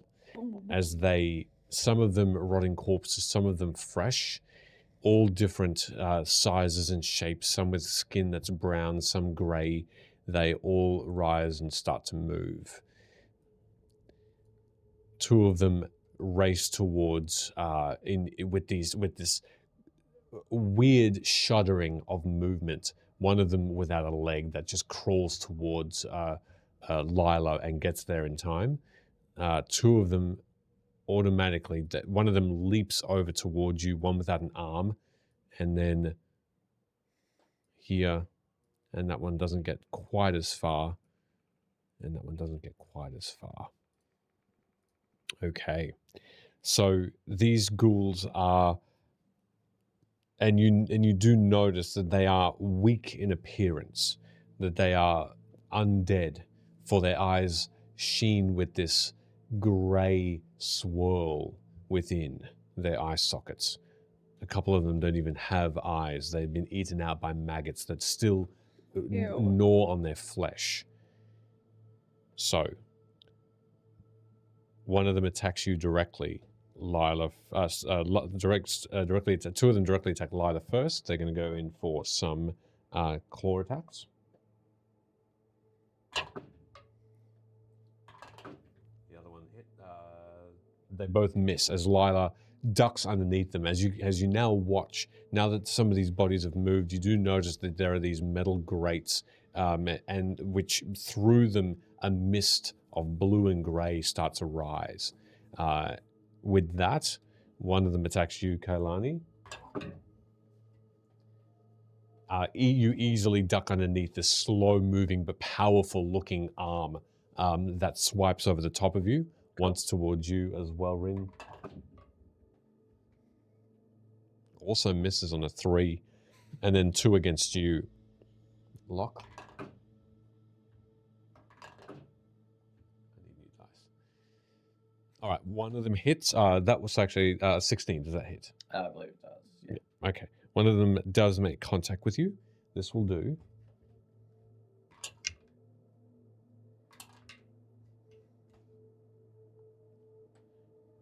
Seven slashing damage, and I need you to make a Constitution saving throw, please. Jeez.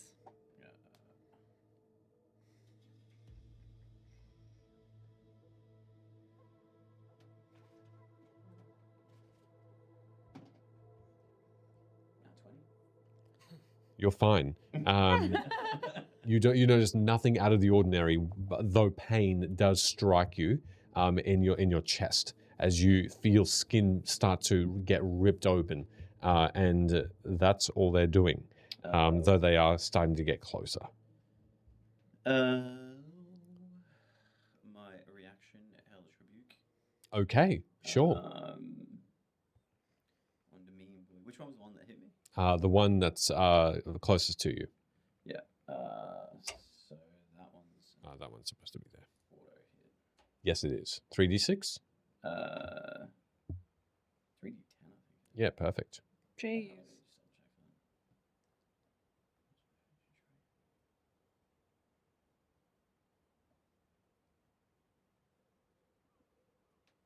When you cast a spell,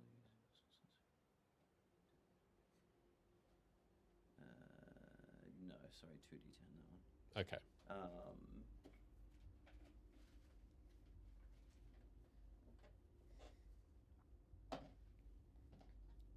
Hit me with your best shot. 12 points of fire damage. You instinctively bellow out a shout, and with that, flame engulfs this creature, completely annihilating it. Oh, It burns to a crisp. Whatever undead life is within is just dispersed into the ether. It just crumbles into dust. You'll see my eyes shift from doing that into a reddish color. Hot. All right, Rin, you're up. Given that old mate's got the rope at his hand and he's levitating, there shouldn't really be any mechanical resistance. So I'm not going to yank super hard, but I'm just going to attempt to pull him in. Yep. Away from whatever that box that shivered into existence is, and I guess towards the exit. You need to make a strength check. You're like, where's luck to guide me? Here's where it all goes wrong.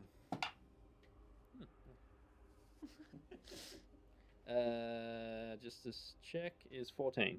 A 14, okay. As you start to pull on this, you feel resistance, as though there is something, part of the magic that's keeping this aloft is strong. Though the look is that Mori does shift 5 feet and is now just about over the top of this central flame. Though it's not emitting heat, or you don't think it is, so he doesn't seem to be affected by it. The wood doesn't start to burn or blacken. And I will bonus action, shift into my bestial form. Okay, sure. And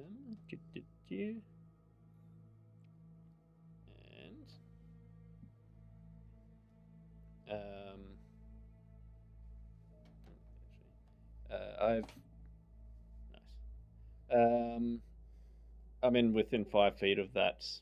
Okay, cool. I guess I will just stay where I am at the moment, Mm-hmm. and that'll be it.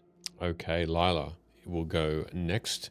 She's going to close her eyes and slam her hands together as you see this this force push out of her.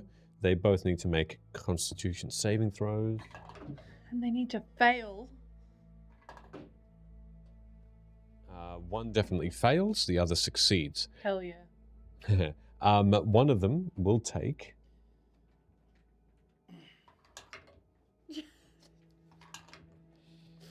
2d8 points of force damage, and you see one of them stand their ground, and their foot seems to be stuck in one of the holes in these grates. The other is flung backwards and smashes its bones along the wall into a million pieces, and is just completely destroyed. Lila stays where she is, and that's another one destroyed. Kailani. This person has now crept up right in front of my face, which is not great. Not great, not crept. They leapt.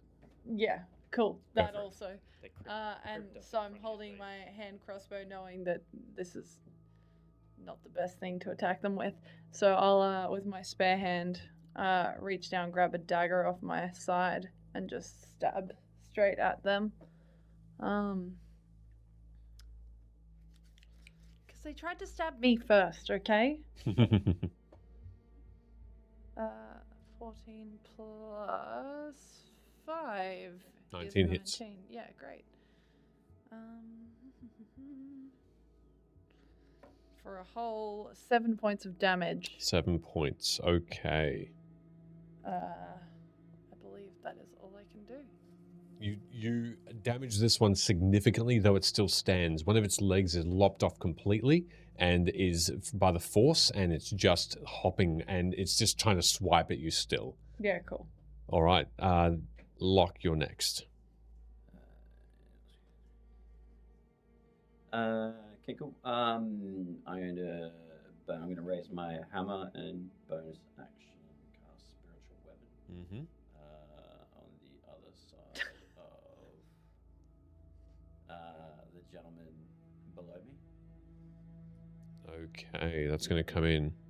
If I can put that in a flanking position, if it counts. I don't know if Not for spiritual. Okay. And but it's right there. Spiritual flanks here. And as my action, I will make an attack Mm-hmm. with my warhammer. Sure. Does a 13 hit? It hits. And do you want me to do the attack with the spiritual? Do we go on the same turn? Yep. I'll do the spiritual hammer onto that. It's +5. That's not going to hit. That's an 8. An 8 misses. Darn it!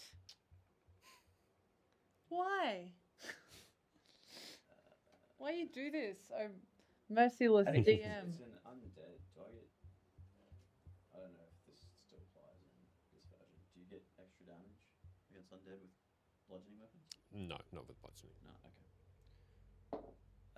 That's a 6 points plus 1. That's 7 points of damage, bludgeoning damage. Same thing. The creature just barely dodges one attack, but the other is it smashes into its shoulder. You can see a lot of the bone just crumbles, but it's still up. It's still got some energy within, keeping it aloft and alive. And you can see it's barely forming. It takes out what looks to be a rusty-looking dagger and makes it stand. Cool. All right. That's all you're doing? That's bonus action and action. Yeah. All right. This one is then going to go 5, 10, 15, 20, 25, 30, up towards you. Hey. This one's going to go and So mace is not opportunity attack. I will. Yes, it will. Yep. Yeah. 14.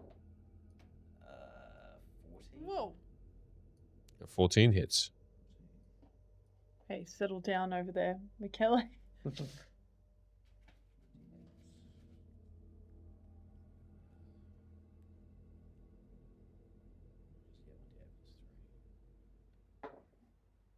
Ah, 4 points of damage.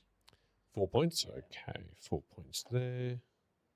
Say +3. Did you roll a 1 on your damage dice? Oh. Oh, little Ben. Yeah.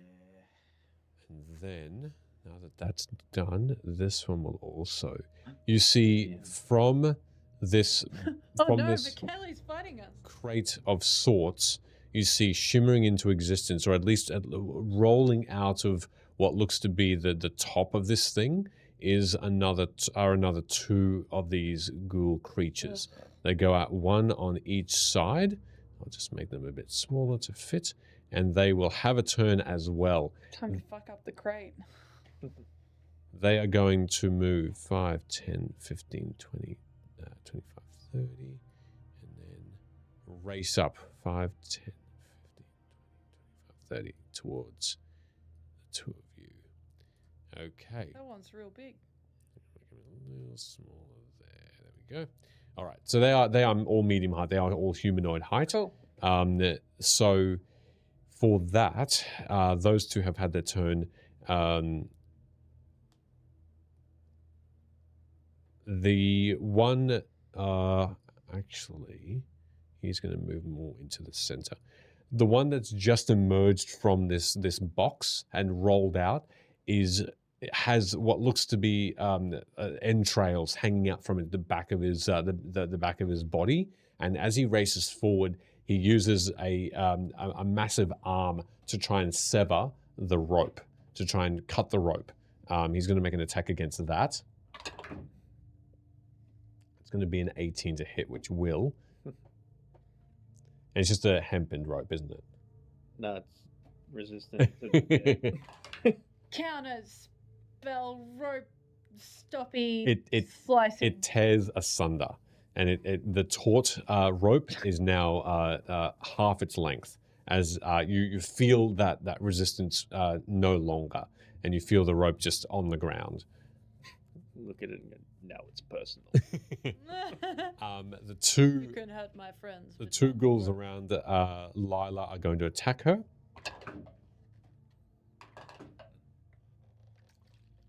Both of them don't hit. What is with these dice? The one closest to you, Kailani, will attack you. That's going to be a 19 to hit. Yeah. All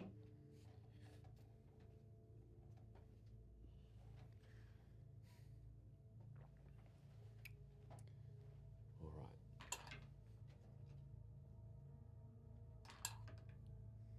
It's going to be 4 points of slashing damage, and please make me a Constitution saving throw. Sure. Constitution 21. Yeah, you're fine. You don't feel any ill effects, but you just feel that pain of a claw along your side. You'll get an attack as well against you, Rin. That's a 17 to hit. That will hit. That will be. This one goes in for a bite.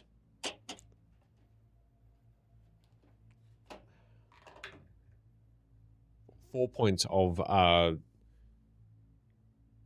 piercing damage, as you can see rot from these teeth, but they still dig into you like a bludgeoning weapon, but they still are sharp enough to tear at fur and flesh.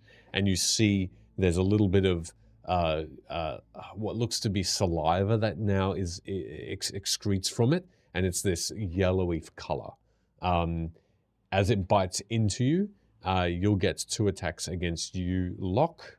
Has it finished its Yes. round? As a reaction in my bestial form, I get to move 10 feet. Mm-hmm. So I might use that to... I'm not sure if I... I can move it if you want. Yeah, I think I'm going to resize. That's okay. Mhm. I can resize you. Where do you want to go? If I can move, I guess 10 feet to whip around behind it. Sure. Whether or not this could be allowed, but I had, I guess, half the rope still in my hand. If I could potentially set up for my next move to kind of get the rope around its feet. Yeah, that's fine.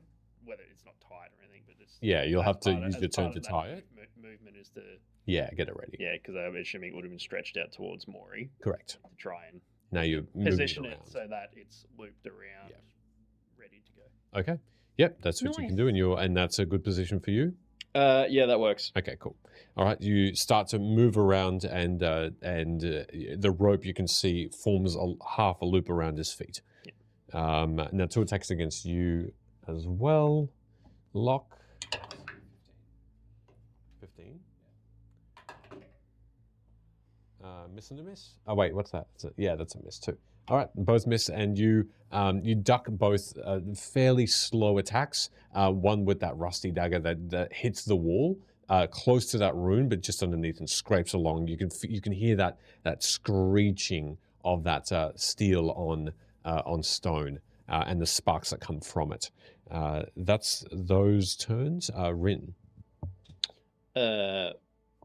With that rope positioned as it was, for my action, would I be able to kind of grab either if...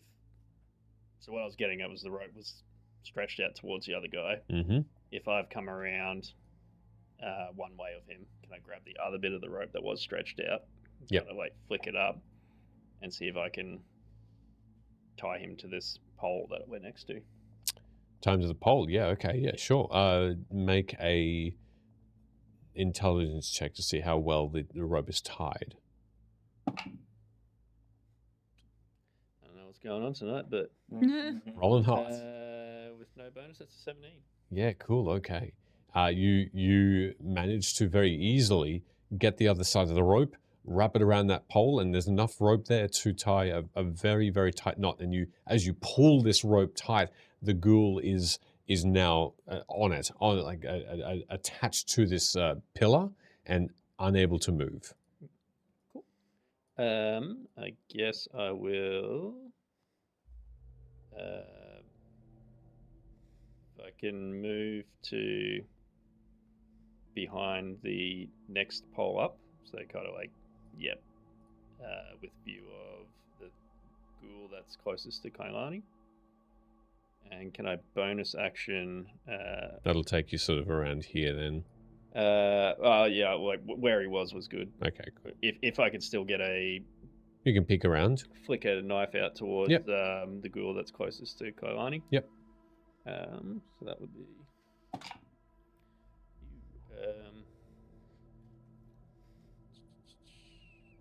The rope tying would probably have been an action to do. Like a bonus action thrower. You can bonus action, perfect.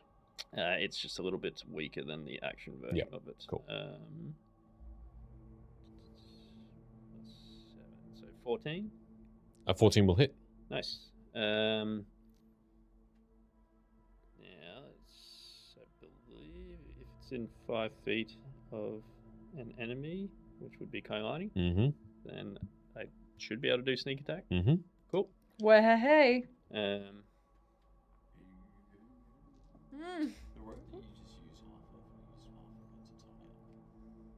it was set. Well, it was severed. The thing that I had at Mori, so I'm assuming 15, 20 feet was on my end still. So that'd be 10 feet of rope in Mori's hand if he's still holding it.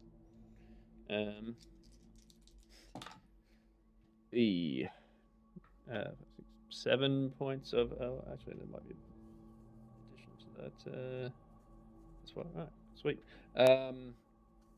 12 points of psychic damage, if that makes any difference. Though it's unseen, Kailani, you notice that right in front of you, this creature just crumbles. Completely destroyed. Fabulous. That changes everything of what I was about to do, so in a good way. but there's no discernible reason for it. It just crumbles, though the other creatures stay up. Anything else you're doing, Rin? I believe that's all my stuff done. Right, Lila will have another turn. She's going to do the same thing and use a force attack on these creatures here. They will need to make Constitution saving throws. One of them is fine. The other one is not fine. And she will do...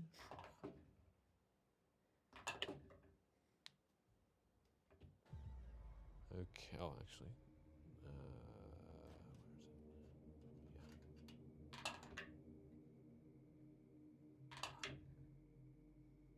Okay. You notice that though one of them is pushed back towards this pillar, it hits the pillar and crouches down again. It's still alive. This other creature doesn't seem to be affected. This time she didn't seem to do much of an effect as she did last time with smashing another one against the wall. This one just found a purchase and is now there waiting to come back. She yells out, "Does anyone need aid?"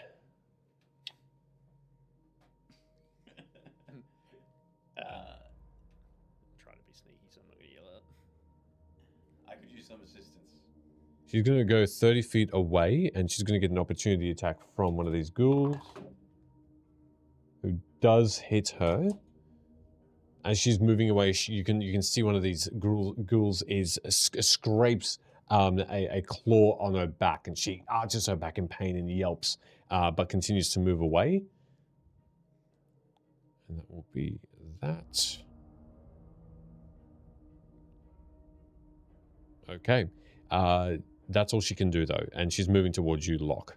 Kailani.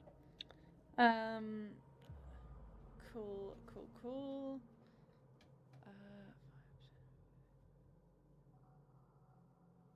Okay, I'm gonna move up. Gosh, I'm not gonna lie. Without my glasses, it's really hard to see these squares. So I can move with you. yeah, do you want to just move me like up, like 10 feet? 10 yeah, feet right with you next there? to Lila. Let's go right one square. Right, let's go. Yep. Yeah, why not? We'll go there. And then after Locke's just yelled out that he needs aid, having still got my crossbow in my hand, I'm going to point it and aim towards the one that is closest to in front of him, not diagonal, the one right in front of him. Yep. Just shoot at that guy. Okay. Because why the fuck not? That is a 13? Hits. Yeah.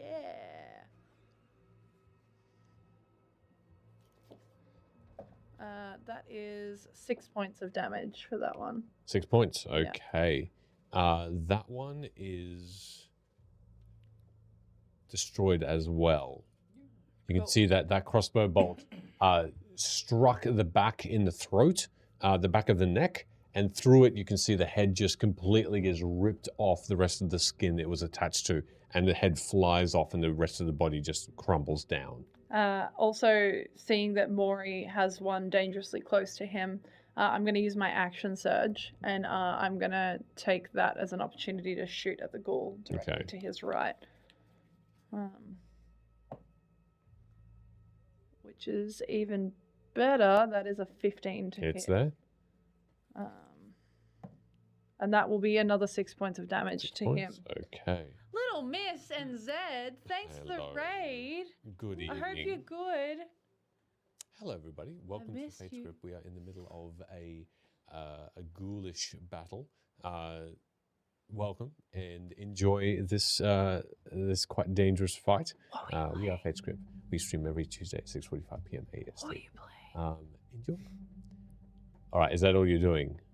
Yeah. Shooting at that guy and yeah, I guess just waiting to see if I As your crossbow, die. as your crossbow bolt hits this creature in the stomach, you can see it looks down and snaps off the remaining visible part of that crossbow bolt, and starts to gnaw on that on the part it ripped off, hungrily towards you. But it's your turn, Locke. Spiritual weapon.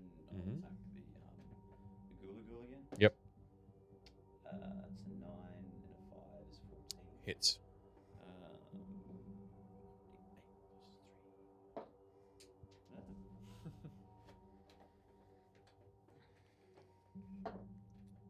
8 points of damage. 8 points of damage. Okay. As you watch this hammer in its ethereal form just takes a knee from this ghoul who is now half crawling, half trying to get up on one leg. Like physically steals a knee? Hooks one in and takes it away. Hard. In which case, I will make another attack Mm-hmm. with myself. You're attacking yourself? 18. It's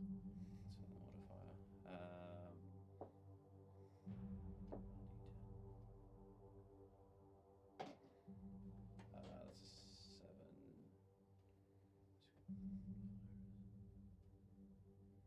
Uh, 8 points of bludgeoning damage. with your hammer. With your hammer. With a warhammer. Yeah, cool. And as this creature just tries to get up and use his rusty dagger to take a swipe at you, you take it in the shoulder, and the hammer goes through the shoulder into the chest cavity, and and you pull, and it rips the rib cage open, and it falls and just is still, completely still. Okay. Shit. Okay, so we've got Ghoulie Boy who's tied to the Yes, pillar? tied to the pillar. The one next to Kailani is restrained to it. Oh, that's the one that's restrained. Yes, correct. The bluish tinge one Alright, so that ugly one next to Mori. is fine. That's the one I just. It's a little shot bit at. damaged. Yeah. Right. I'm going to cast.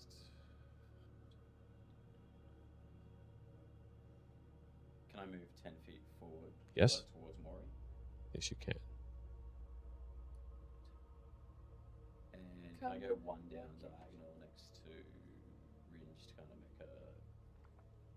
If something comes in that way, we might have advantage. Mm-hmm. And as a bonus action, I'm going to cast Sanctuary on Mori. Okay. What does that do? So if anything Cool. decides to. Maybe I shouldn't tell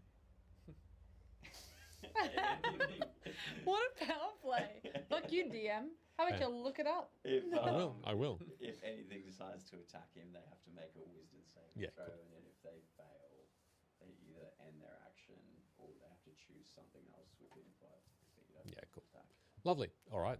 And that's all you're doing? Yep. Okay. Top of the round, these gnolls are not ending just yet. You see rolling out of this No.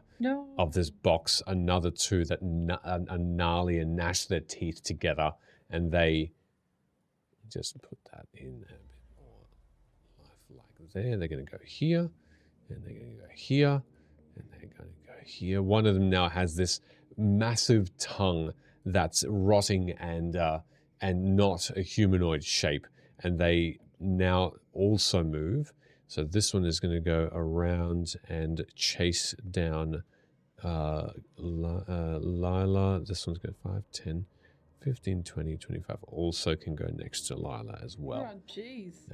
This one is going to go 5, 10, 15, 20. Lila was supposed to be adding us. 5, 10, 15, 20, 25, and 30. Can I be a pain? Yeah, you're fine. Can I just bring that Warhammer up to Of course you can. just between me and About there. yeah. Yeah, cool. All right. Move you down a little bit so I can see you better. Okay. Well, that's fine. Wait. It's not ended its turn yet, has it? What's that? The ghoul? No, not yet. It's still got to attack. So with that in mind, this one is also going to go. He's going to move down to Kailani. All right. Firstly, the ghoul that's tied up is going to try and force its way out with a strength check. Rip it open. That will not do it. It's still writhing and trying to get out of this rope without any success whatsoever. There are two ghouls there that can attack Lila, they're going to go for bite attacks. First one hits. Second one also hits. All right, so these ones are going to be...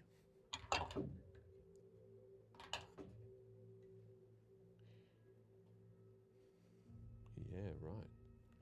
No. That's never good when you say that. Oh gosh. Okay.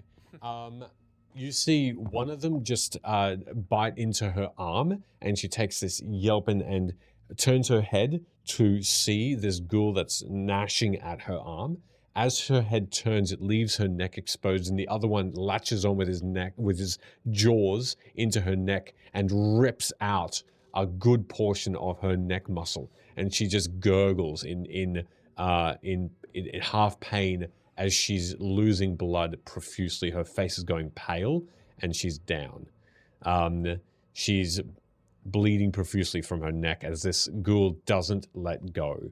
At that point, the one just I guess next to you is going to attack you, Kailani, with a claw attack. That will miss as you parry that blow. One of them is going to attack you, Rin, the one closest to you, with a claw. That one will hit on a 22. Yeah. Make a Constitution saving throw while I do the damage.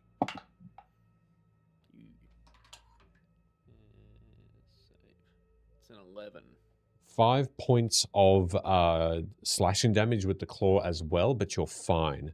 You resist something that's trying to cause you not to be able to move. And then the other's going to attack you, Locke. Some sort of poison is trying to seep in. That's a 15 to hit you. Yep.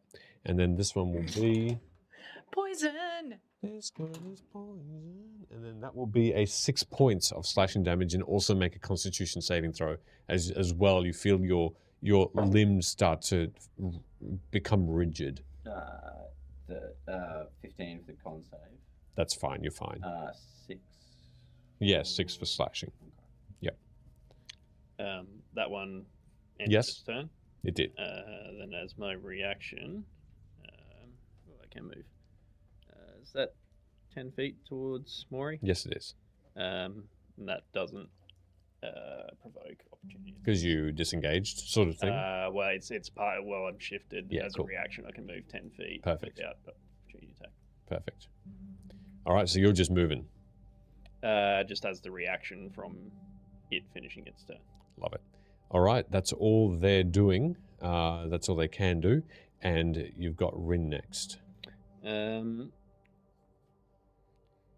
Fuck it up. Fuck it up. Well, I'm going to assume that Mori floating in the middle of this, tied down, might have something to do with these beings coming out of a box. So,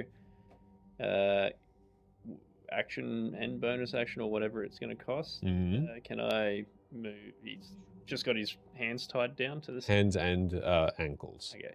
Well, whatever I can get away with action economy wise to try cut the ropes with that flick knife that I bought. That'll be fine. You can just take an action and you'll have a bonus action remaining to undo that. If you so that's what it would take an action. To cut like all 4 restraints. Yeah. Cool. The ropes are though they are not rotting, they're not quite tied down to. They're tied down enough that you can see that he was struggling to undo them. But cutting through them is cutting through them. You're not trying to undo the knot. You're just trying to cut through them. So easy done. You cut through them really easily with that sharp knife, and he's free. He groggily gets up, and he looks drunk. He looks like he is under the influence of heavy alcohol or something equivalent to that, because he is woozy and he's unsteady on his feet. Yep. He even looks at you, and he only half recognizes you're even there, let alone who you are. And when I did manage to pull him that 5 feet with the rope, and there was resistance, did I get a sense that the resistance was like coming from a point? Like, where the box is, or Just that general vicinity. Because that was a physical pool, it was hard to tell if there was a point of interest.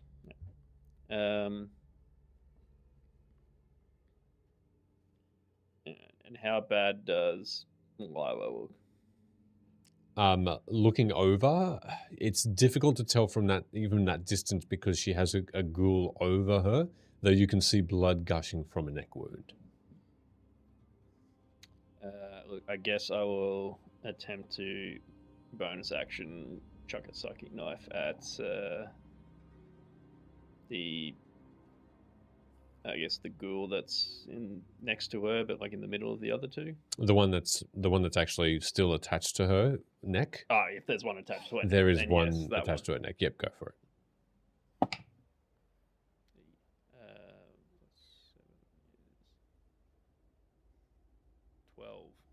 12 hits. All right. I guess if it's attached to a neck, it's within 5 feet of an ally. So.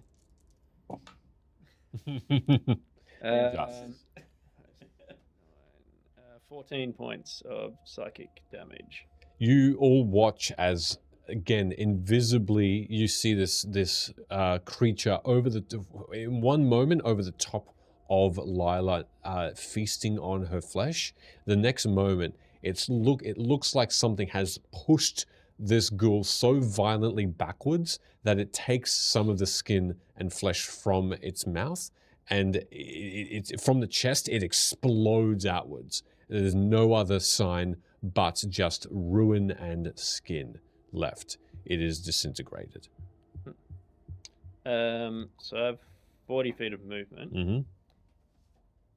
Without having a bonus action or whatnot, can I like sacrifice movement to try and move Mori? You're moving at half speed here. At half speed? Yeah, if I can, like, if he's drunk, Yes. kind of like swaying around. He's so, leaning on you heavily, which is why you're moving at half speed. I guess if I could try get him behind that, I guess the opposite side of the pillar to those two ghouls near Lila. Yep, okay. To try get him some form of cover, but I'll stick next 10, to him. 15. You would be here if you're going straight through, or you're going around? Sorry, I mean, yeah, like that pillar that you just circled, if I can get him kind of like behind, over there, behind the pillar, yeah, like just to get cover from any ghouls that are currently out, yeah, and I'll be next to him. So you can go here, Mori can go there. Cool. Like he'll go here. So it's to a point somewhat behind that pillar already, yes. Yeah. All right.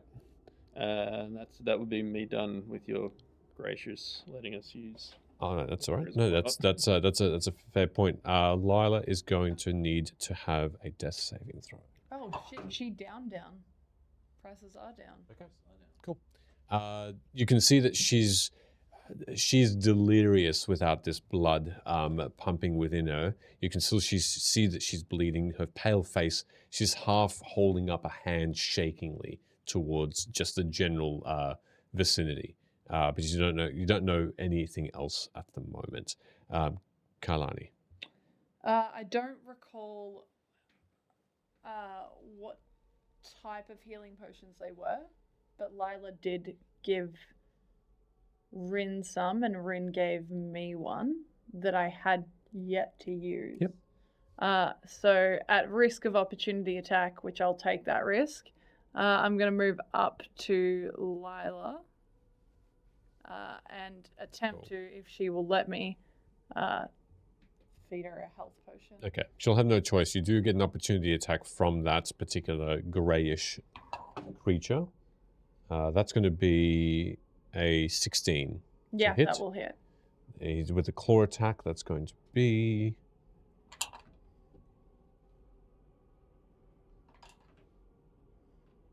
6 points of slashing damage, and make a Constitution saving throw. That will be a 15. You're fine. So you wrench yourself out of that, out of a feeling of this claw attack having another effect. You feel your skin start to get cold, but you shake that off and you put a healing potion into her mouth. I'll let you roll that because I don't know what it was.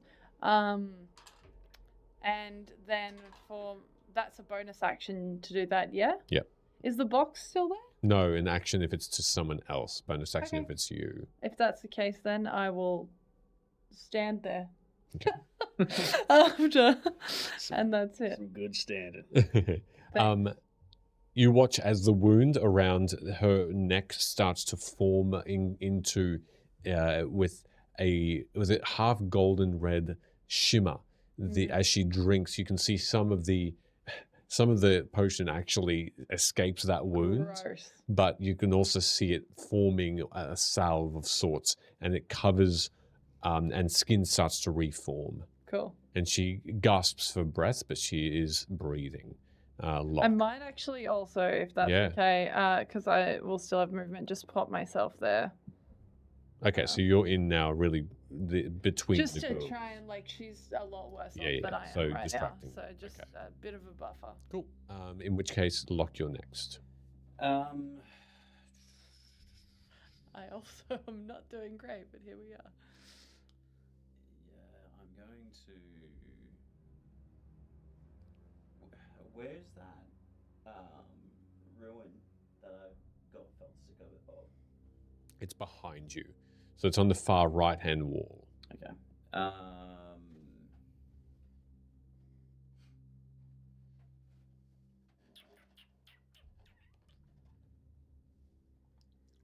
Could I use? It's a pretty big room, right? Yeah, like 3 by 2. It's not a small thing to miss. Yeah. And how many feet away is it? It's like 15 feet. 5, 10, 15, 20 feet away. 20 feet. I'm going to turn around, but not like kind of look at it. I'm going to take a couple of steps. I'm going to have to take a attack of opportunity. Okay, so you're moving away. You'll get 2 attacks of opportunity. Yeah. I'll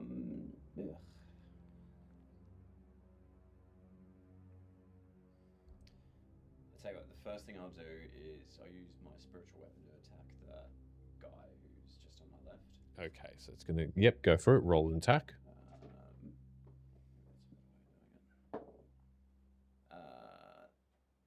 9 and a 5 again. Yep, 14, that'll hit. And that is 8 points of bludgeoning damage. 8 points of bludgeoning. Okay. Though you watch as this hammer slams right on top of its skull. The skull caves in and its legs give way underneath it. It's now half stuck in the grate that it stood on. And it's just trying to slash out towards towards you. But it's still up. Ha. All right. No. In which case, I'll use action, disengage. Okay. And I'll move back. And I'm going to try and shield my eyes as best as possible. Mm-hmm. And is it possible for me to use my bonus action to smear something on that room? Did your bonus action have the hammer? Is the hammer the bonus action? I believe it is.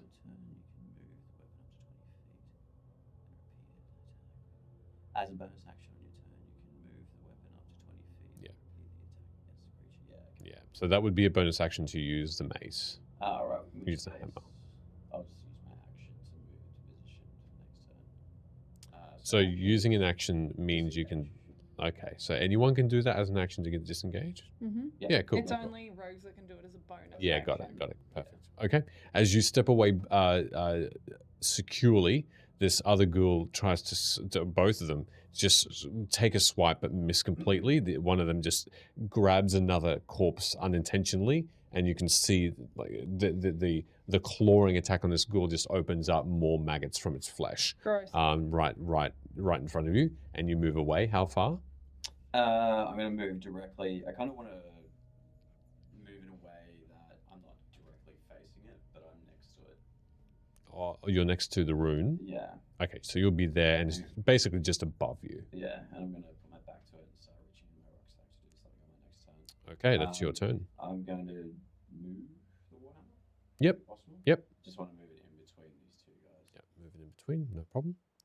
All right, as you do, the ghouls have another turn.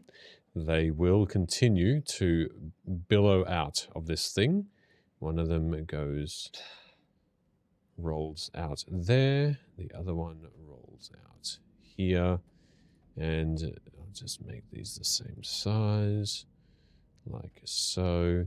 And they're going to move their full movement, 5, 10, 15, 20, 25, 30, directly down. And then 5, 10, 15, 20 to here, 25 to there. So one of them does end up racing towards you, Rin, to make an attack. The other one seems to be moving towards the center. So you've got this one also that will move down here. So Kailani, you're going to get 2 advantage attacks against you. And so I'll do this. Advantage? They are opposite each other, yep. All right, so we've got the ghoul that's attacking Rin. That's going to be a 16 to hit. That hits. All right, this will be the claw attack.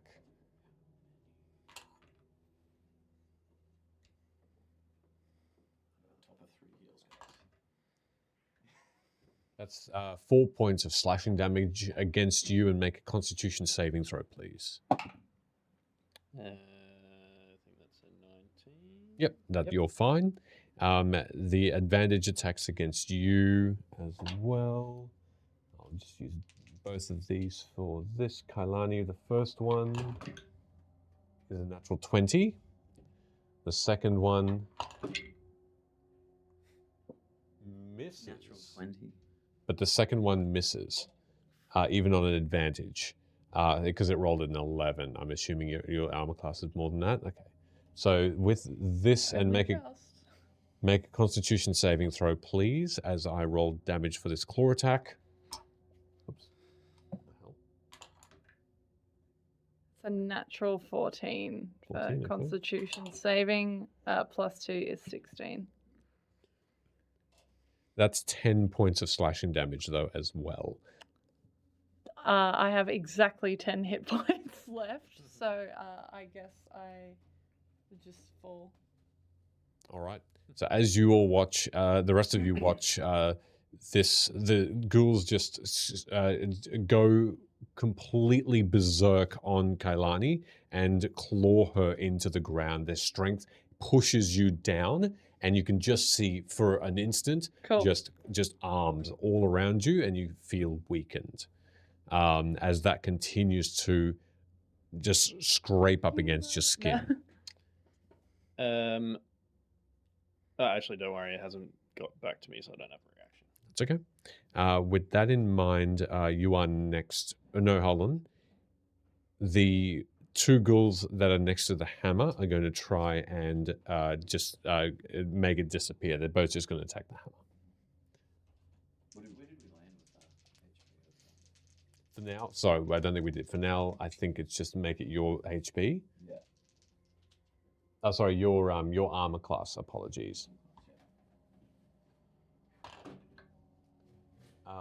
This will be a 16 to hit. Yeah. No, yeah, that was claw attacks against you, so I'll do these instead.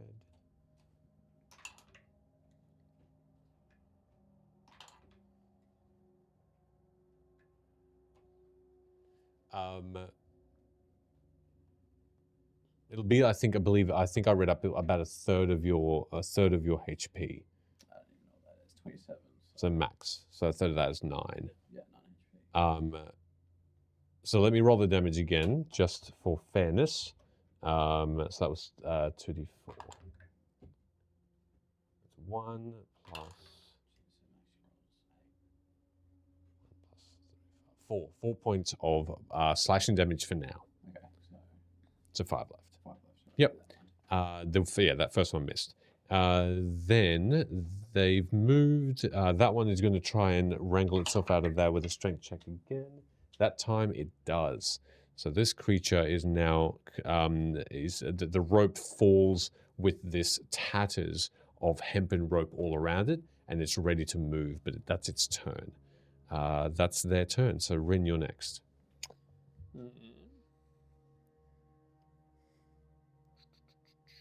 I guess I will hurl a psychic knife at the ghoul that's next to Layla. Lila, yep. Lila. Okay. 11. 11 will hit. Okay. She's not incapacitated at the moment, is she? Because she got healed. Correct. She's up again. Then I guess the thing's within 5 feet of a Yep. ally.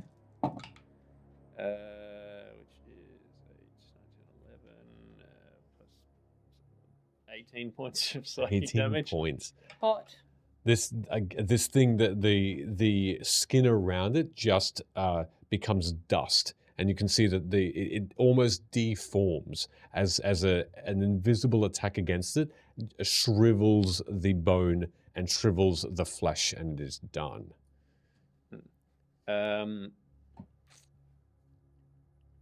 Trying to assist Mori to get away from this thing. Mm-hmm.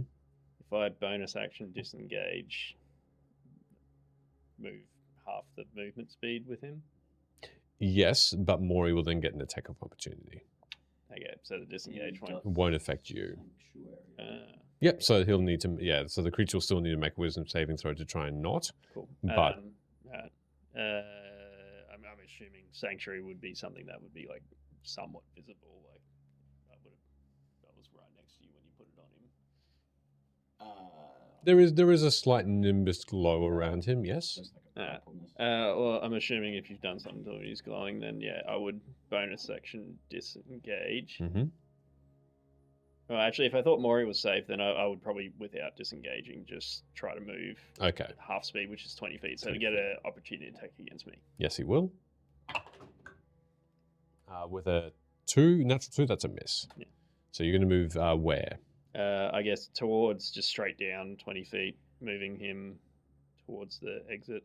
Well, that's pretty much behind the second pillar. Yeah, I'd probably position myself even between him and the enemies to try to give him even more cover. And I will bonus action just hurl a psychic knife towards the ghoul just above Kailani.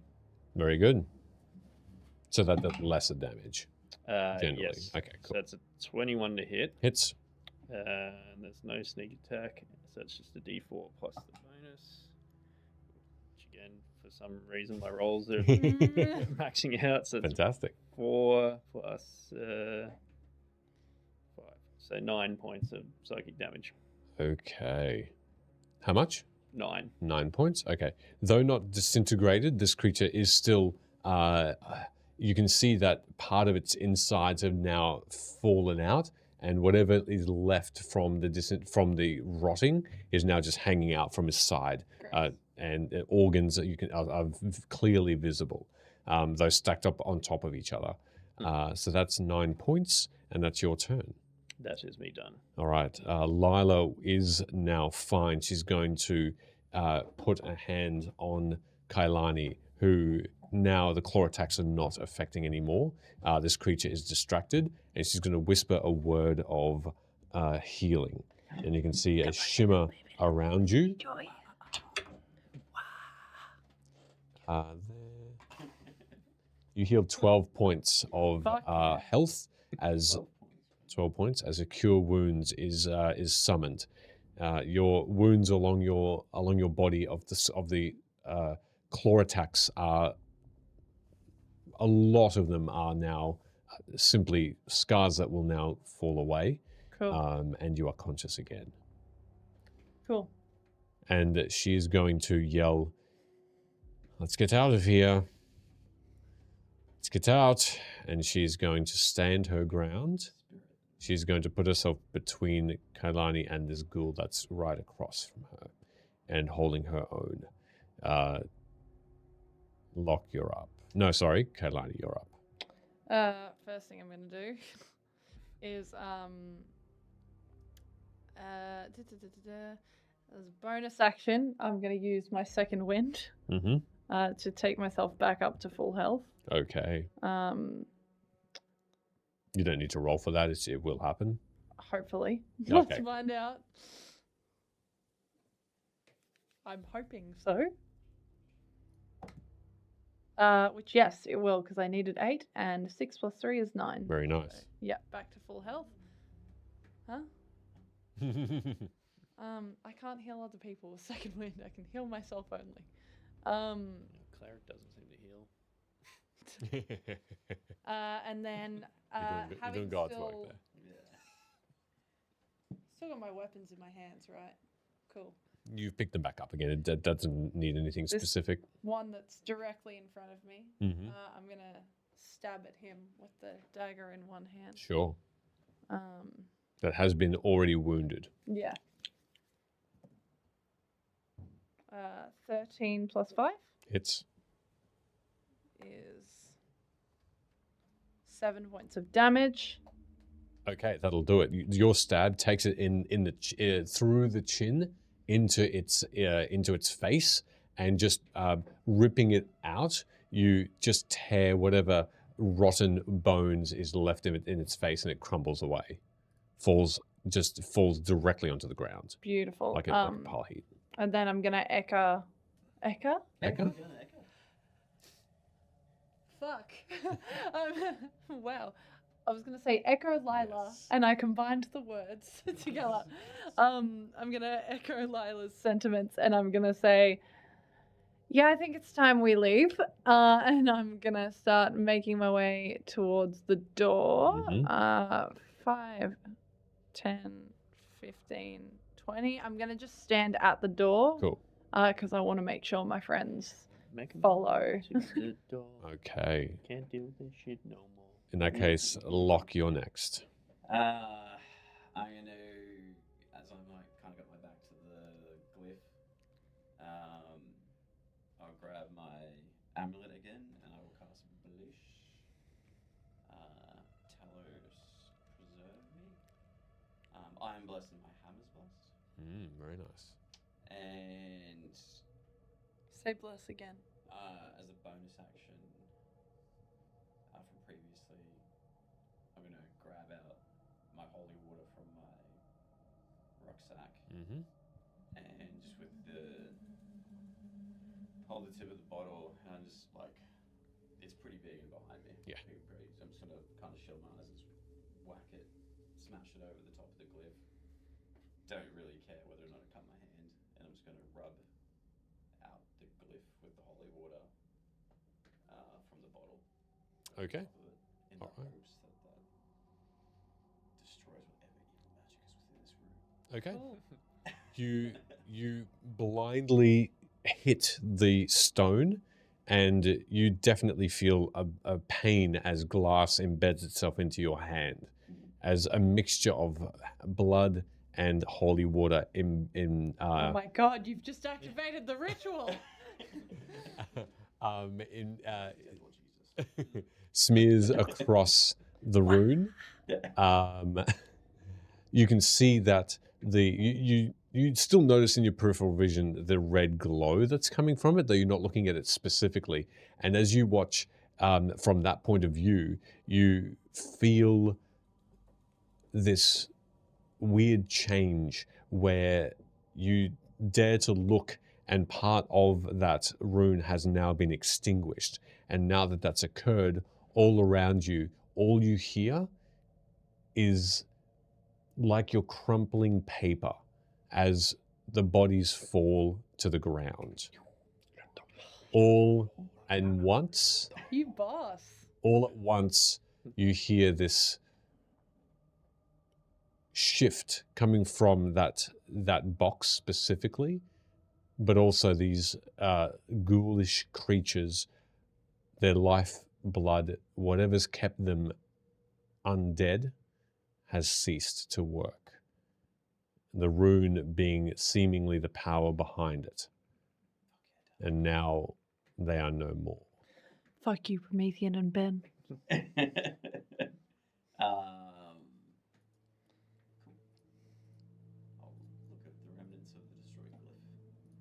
As you look at the remnants, I need you to make a wisdom saving.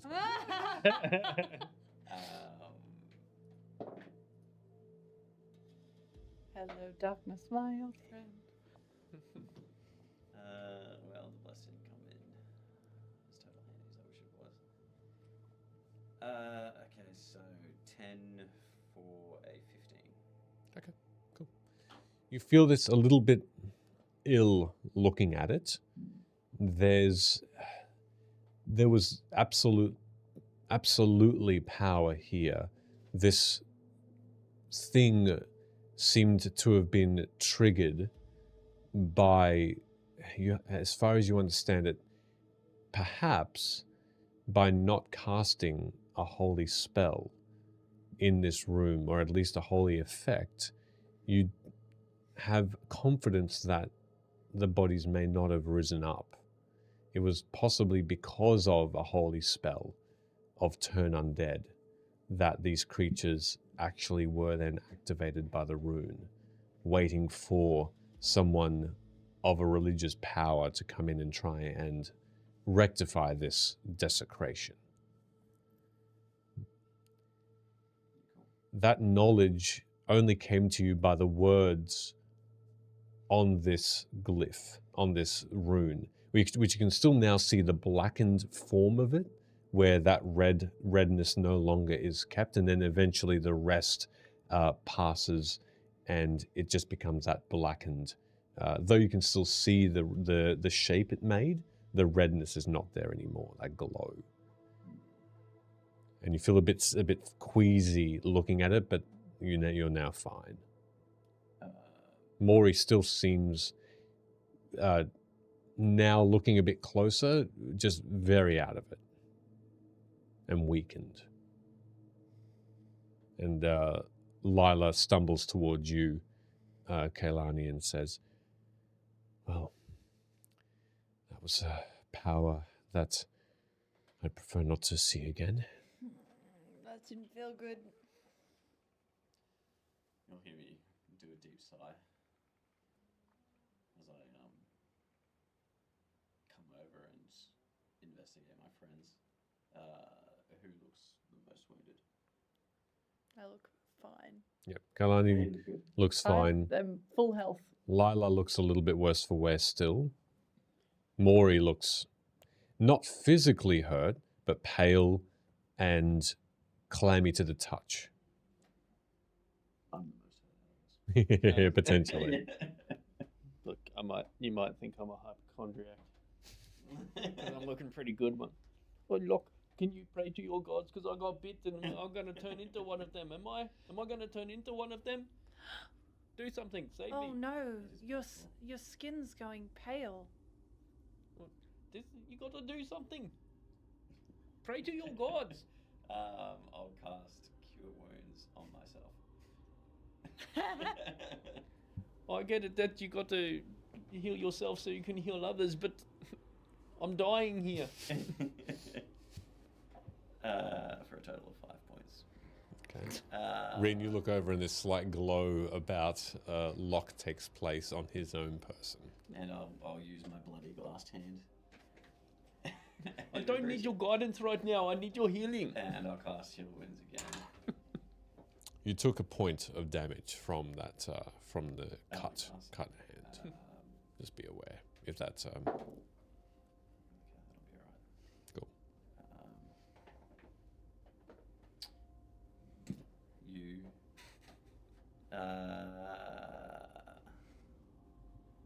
Get 5 points of HP too. R.I.P. Yeah, okay. I'll look to our wizard friend. How's she looking? She's looking hurt. Yeah. But she's awake and she's conscious and she's shaking a little. It's at that point that you all hear another sound. Fuck off. It's almost an echo. It's not a scream nor a groan from these creatures, from these bodies, but it's a bell. It's a bell that sounds once, and that sound is almost like it's coming from outside, and it simply sounds like bong, and that's it. Uh, And that occurred quite soon after the rune dissipated. Do we think maybe that was an alarm and we should probably I think we should get out of here ASAP? I'm spent, and I'll heal our friend as well. Okay. Lila is appreciative as she thanks you for that, for the kind healing. How much?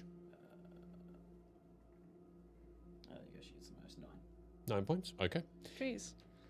She looks around at that sound as well, looks as though she's looking outside of the room, and she says, I think we should burn this place of desecration, but also perhaps leave in case that has caused someone to see we are here. Oh, easy. I will hand my cloak over to Mori to wear so that we can pull it up over his head. He already is wearing his own cloak still. Is a bit it disheveled. recognizable though? Oh, it's still that. Like, yeah, is it is colour? still that the runes around the cloak are still Mine's quite black. easy to see. Yeah, So I'll give him that. okay. Put this on Mori in case. I'd still be assisting him. Yep. and, yeah. No, if we'd like to burn this place to the ground, I'd be more than happy to. Yeah, good luck with that, and I'm already trying to get him out. Yep. Okay. So you exit the room with him. He's getting better. You see that he's leaning a bit less on you. You're taking less of his weight. He's now shuffling on his own accord, though there's still some support he needs. Yeah, I agree with that. We should leave here as soon as possible. I don't think I can Let's go. support another fight like this. Yeah, let's go. I'm going to whip around, and if possible, I just want to I don't know what you want me to roll. Just want to kind of take like a snapshot in my mind of what that rune's like. Okay. You can just make a wisdom check for me, please.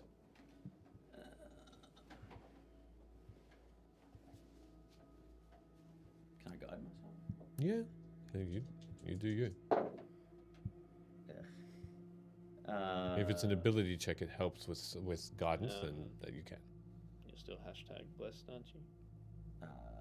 Yeah. Okay, I think it's like if you guide yourself, it'll cancel out the bless, but the bless stays for a period of time. Yeah. One's a concentration. I think they're both concentration, aren't they? Guidance isn't not in this game.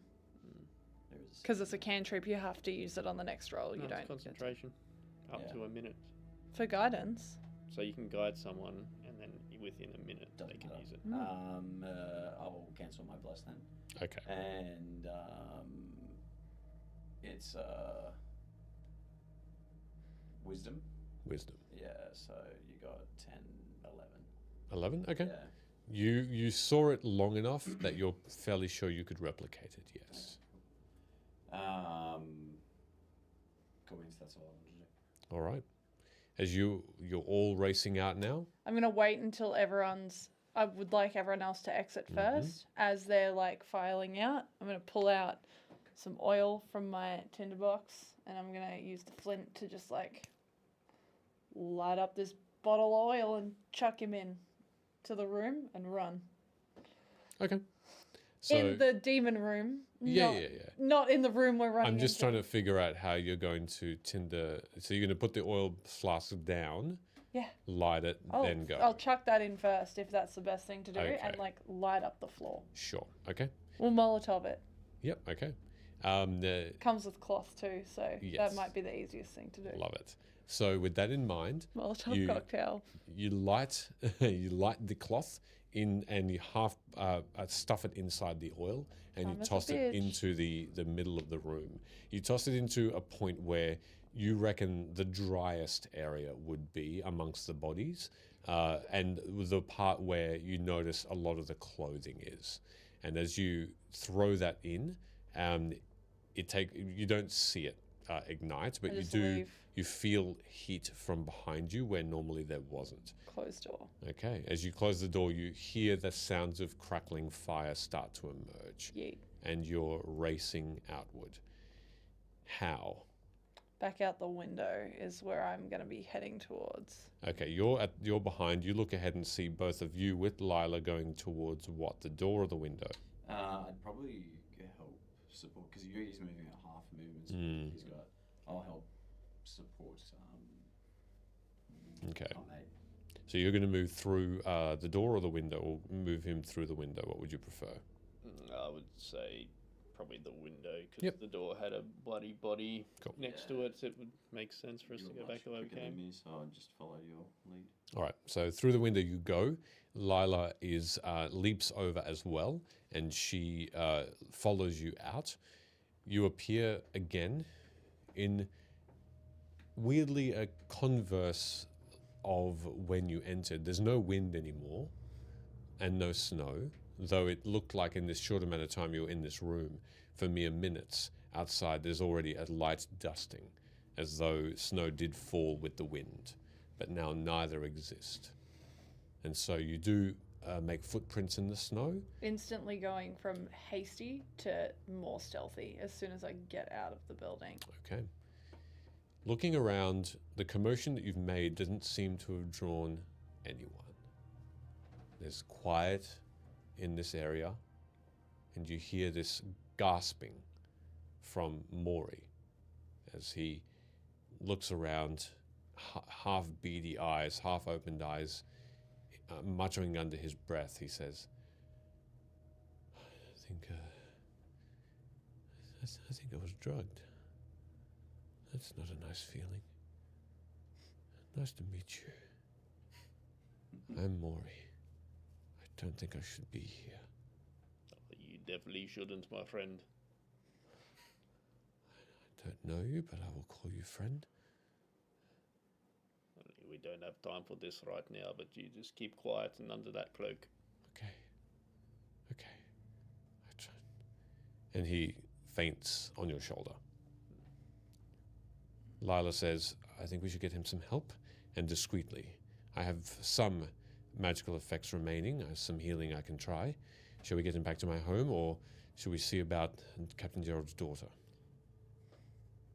That is a bit of a concern.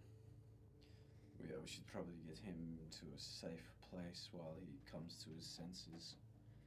Maybe we should go back to Lila's house. No one will track us there, right? And you've got all of those wardings against the home? The wards will stand. We are leaving a trail in the snow. Can you do anything about that? That will then spend my magic helping Mori and providing us stealth, yes. Very well. It's not dead. If It's okay. As you move quickly and stealthily, if you are moving stealthily, try not to be seen. You can all make stealth checks, but if you don't want to, that's okay as well. I would like to not be seen. Okay. I mean, we're carrying Mori now. Yeah. Stealthy. Both of you would need to do it at a disadvantage because he is a bit of a burden. Doesn't matter. Okay. It's a nat one. Okay. There are fairly slippery spots in this on the way back, and you do manage to slip and fall forward, and you do hit your head onto stone underneath the light Fucking dusting of bad. snow, but you don't hurt yourself. You just see stars for a Straight moment. back up. And Lila it looks at you for a moment. Now that you come back up, she continues on unabated, and you soon find yourselves in front of the rented home of Lila again. So we passed through the town again, or we Yep. on the outskirts? Okay. Yep, you pass by. You don't go. The way that you go around is slightly different. Lila does mention that she doesn't want to make as though you're going back exactly the same route, so she takes a slight turn off and goes a bit more of a long way around. It takes you another 5 minutes or so, but you do get back to her. Is there, when we get back to the more populated part of town, is there in the snow areas where there's like plenty of footprints from Yes. traffic and? Yep. I guess I would specifically, maybe, can you burden Mori for a second? Yeah, and I'll try to wrap my arms around Mhm. his shoulders to carry him by. He slumps on you, but you support him well. I would probably take the time to deviate away from the party a bit, and being that I'm barefoot and probably have a more distinct foot pattern, try to double back in areas that had already been disturbed in the snow. Sure. Where I'm not leaving a distinct footprint, but Yep. then walk a couple of tracks as distraction ones and then step back in the same tracks. So it'd probably take a bit of time, Mhm. but to not make a direct route obvious. Cool. Did you say disturbed in the snow?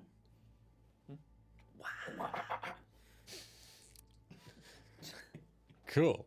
That was in unison and scary. Get down with the snowfall. You lose sight of Rin for a time, and you enter into. I can still speak to them in their minds for Yeah, cool. up to a mile Correct. away, so I will communicate what I'm actually doing. Perfect. All right. As you don't see Rin for a little while, but you understand the why. Lila's home opens up to you again, and you feel that warmth of the stove with the pot of stew that's still going, that's still in effect, and you leave the coldness of outside away and outside, and you lay down. Lila guides Mori and you for him to lie down on the couch. Is it like a fireplace then? Or?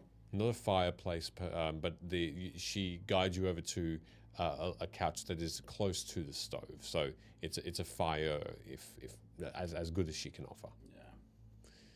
As you lie him down, he's sweating, though there's no fever that he seems to have. Lila looks down with concern and she says, "He has been heavily sedated. There is something running through his veins, I believe, that is causing him to to possibly hallucinate and forget. But I don't know why someone would have given him this. Can you help him? I'll do my best. I will try and restore him, yes.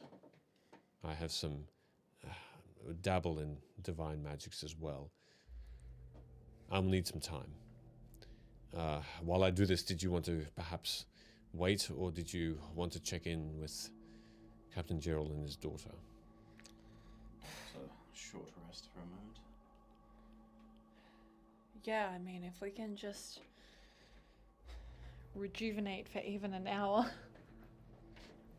that would be nice. Well, have a rest, have some food and drink, relax, and we'll wait for Rin, and then we can regroup. We shouldn't wait too long, though. No, if the I set the building on captain's fire. daughter in danger. Yes, that was quite a good job. Yeah, I think the going in and acting like we were just casual people being there, maybe we'll no longer fly if it gets traced back to us, so we should probably try and rescue her sooner rather than later. Well, as far as I know, they can't trace us back to the captain, can No, they? And we haven't hopefully not. disrupted that deal between them yet. Mori wasn't a part of their plan. Well, no, but Captain Gerald's role was to keep people away. And I think he's probably failed at that. Yeah. So the sooner we can have a quick rest and keep going, the better. We don't have to start a fight when we save her. We can just sneak in, Perhaps grab her and leave. where we're situated, are we like near the main fire? Like, say if there were people running out there to try and put that fire out, would you be able to see them going through the main street, or is it like a back alleys? Compared to where you are, Yeah. no, you had to travel about 10-15 minutes to get back to where you were, so you're more towards the center of town, whereas the warehouse is at the very edge. Yeah. So if we can see anything, it's only like smoke from Yeah, and yes, if and it's nighttime as well, so even then it would be hard pressed to, from this distance, to see anything. So it would be hard to know without getting closer if there's a big billow of smoke. It may take a little while to, if it did get a light and get more and more. It's a big warehouse, so you may see it after a time. Perhaps we can leave some hope in the guard to keep the place under peace for a little bit while that fire rages on.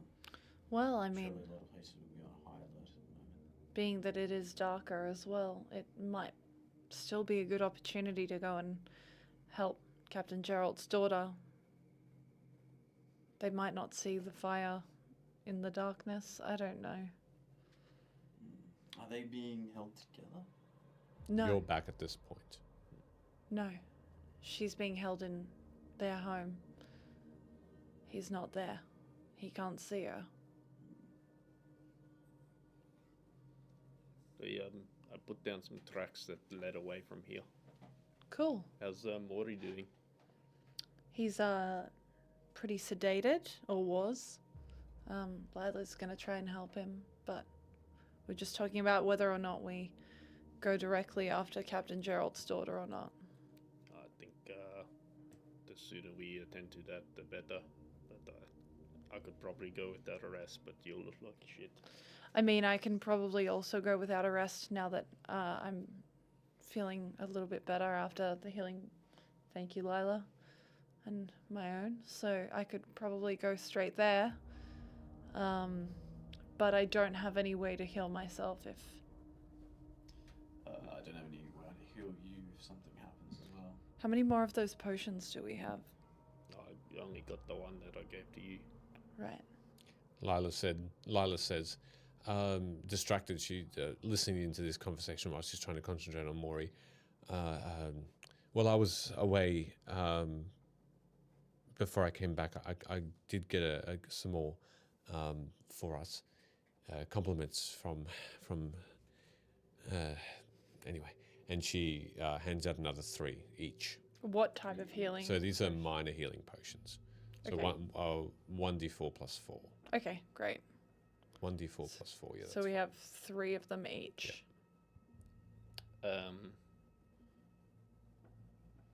What do you think was wrong with him? Is it magical or? After that brief moment, I'm detecting some. Perhaps he was given, I would say, forcefully ingested, because I cannot see any particular markings on his skin that would include perhaps an injection of sorts. But I anticipate he was given some sort of drug. It's difficult to identify yet. I have restored some of his consciousness, but there is still some sort of effect that's holding him in a stasis of some kind. It's magical in effect, but I don't quite know what it's trying to do to him. Well, I mean, forgive me, but if he's this important to the 12, could they not at this point do something? I will communicate with them and see if they have something that they can offer, yes. Do you have any herbs in here? I have some. I was going to make a concoction. Well, I know a bit about that. I could probably brew up something that may help. What do you need? Well, I am proficient with herbalism kit and with nature. Okay. Is there a type of roll I could potentially do to see with the ingredients that she has? I believe there was a fire going at some point, so I would probably gather some charcoal from that as well. Can I take a look at him? She guides you to it. If he's for like in all best consideration, I don't mind like rolling his arms up and checking him Yeah, you can make a medicine check. underneath his clothes and stuff like that, just to find out if there's anything more that we can discern. Whether or not this is just like Make a medicine check then. In which case, I'm going to use my borrowed knowledge feature, Oh, nice. and I'm now proficient in medicine. So Hell Oh, double that. jeez. Sweet. Let's see what I roll first. Damn, Yeah. Lore Master. Well, I didn't roll well. So that's going to be an 11. Okay. Boo. Rolling up his sleeves, looking around his skin. Because he's an elf from Aerenal, that's what's tricking you up a little. It's an elf, but the translucent skin that you can see the veins, almost all the veins within, just underneath the skin, make it a bizarre investigation for you. You haven't seen an elf or any humanoid like this before, and that's what's distracting you a little. So it's difficult to tell how, if this particular type of elf is different in the way that the metabolism and features work compared to others. With what you're basing it on, which is an elf, your best understanding is that the blood, or the veins at least, do look a sickly green where they shouldn't be. They should be blue or red. That's what's concerning you. Something is flowing within the veins that shouldn't be. What that is, you're not sure. I'll point that out to Ren and be like, I'm pretty sure that's not the colour the blood's supposed to be. Probably fairly serious. Lila yells out, or not yells, but forcefully says, yes, I have golden wart, kiri root, and Dion light plant. That will make, that will possibly be what you need. What are you making? That's potentially something to... It's an anti-poison, if that would help. Perhaps that would be a good start. Yes, if I get the charcoal from your fire. And do you have any wine? I have wine. Good. Okay. I guess I would grab the bottle of wine, pour it into just something I could use to boil over the fire. As it's boiling, add the charcoal, grab a couple of those herbs. One of them I would chew up and then kind of spit into the wine. Cool. Another one just crush between the hands, and the other one just put in as is. Let it brew for a bit, and then strain it through a bit of cloth. I don't know. Yeah, I am proficient with the herbalism kit and nature. Cool. So I don't know what you want me to roll. Intelligence. Could I steal that bottle of wine, please? Yeah, I don't need the rest. I will genuinely sip directly straight from the wine bottle. It's surprisingly sweet and very, very grape. Like it tastes very much like you're drinking liquid grape, but there is definitely some undertones of alcohol in there. Great, and then I'll put it down on the bench.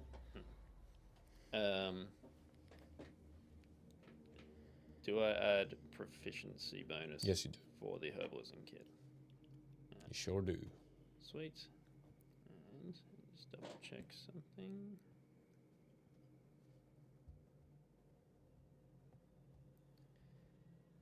New character. Baby shark. Which you have Cool. So I can add the side bolstered knack to that, and my good rolls definitely done. That's a 10. Okay, with a 10, the method of brewing this potion doesn't come easy to you. It's the first time you've really needed to make an anti-poison type of potion like this. You see that the ingredients are of a rarer sort that need, and afterward you do realize you might have needed a little bit more tact with the preparation, and the way to cut the golden wart might have been a little different. Though you still produce a result, and one result that won't adversely affect the body, but you're not sure if it would help. But you're just not sure. So you put this into this flask. It's this purpley, swirly, silvery type of liquid that is produced. Instantly kills him. I've actually never done this before, but... Now that does take you about 10 minutes to do, because it does take a bit to heat it up. In the meantime, do either of you want to do something? just sip the wine. Yep. And yeah, nurse Okay. my wounds. Watch what's going on, I guess. Cool. I'll ask our friend. She said there was stew on the. Yep. There's still the same. Yep. Do you mind? Do you mind? Lila shakes her head and gestures towards the soup. It's a different kind of soup this time. Whether by magic or not, you're not sure. But this one is a lighter sort of miso type of soup. It's lighter in taste, though has those sharp flavors to it, while still being nourishing. The other thing I'd like to do, if it's okay, is nursing my wounds. I will look for anywhere where like scars may have formed. And I'll look at them for a bit and they will close. Okay. Eat my ass. Yeah, I didn't see it. Enjoying my miso soup. Hot. Not picking out glass from my hand. Yeah, have some grape wine. I don't think it'll go well with the miso. You'd be surprised. I'll try some grape wine. The mixture, the combination isn't Don't the best. drink them at but the it's, same time. Eat. Yeah, but they're both liquid. Sip. As Lila takes the potion after that time, and after you are licking your wounds, she administers it to. She takes a look at it a little bit concerningly, but accepts what you've done. I've never made this myself before, but I've seen my friend Seko Wei do it quite a bit. Do you want a second opinion? Yeah, you can have a look. I don't know. Dr. Locke. He's here. I don't know if it'll help. What are you going to do? Oh, is it medicine? No, I need to. You're trying to understand if this is okay? Yeah. That might be nature or arcana you can choose. I'll use arcana. 12. A 12?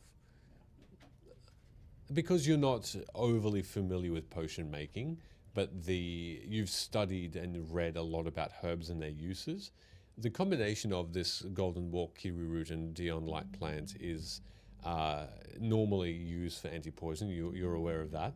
The color should be a much lighter color. It's a darker color with a silver churn.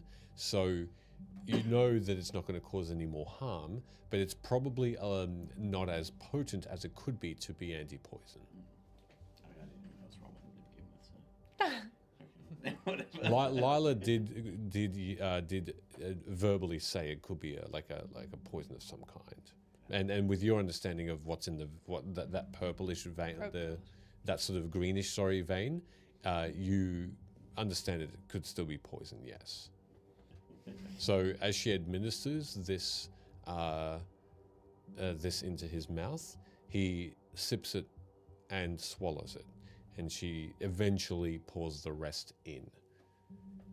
And you can see already that, thankfully, the sweat beads disappear and dry out quickly. The skin becomes a little bit more colored, and his eyes open up more, and he has this look of recognition, and he says, though I'm tired, I think I have my senses back. Thank you very much. Yeah, we I guess need some answers off you at some point, but I'll be willingly able to reply to them now. you should be in a safe spot, but do you know if they can track you? I don't believe I don't feel any particular magical effect on me apart from that weakening of that potion they gave me. Did they say what they wanted from you? No, all they did was, I didn't really see who they were. They certainly were humanoid. They put me into a room full of bodies. They all had cloaks on, similar, well, like the thugs we. Anyway, no, they weren't overly forward with what they needed from me.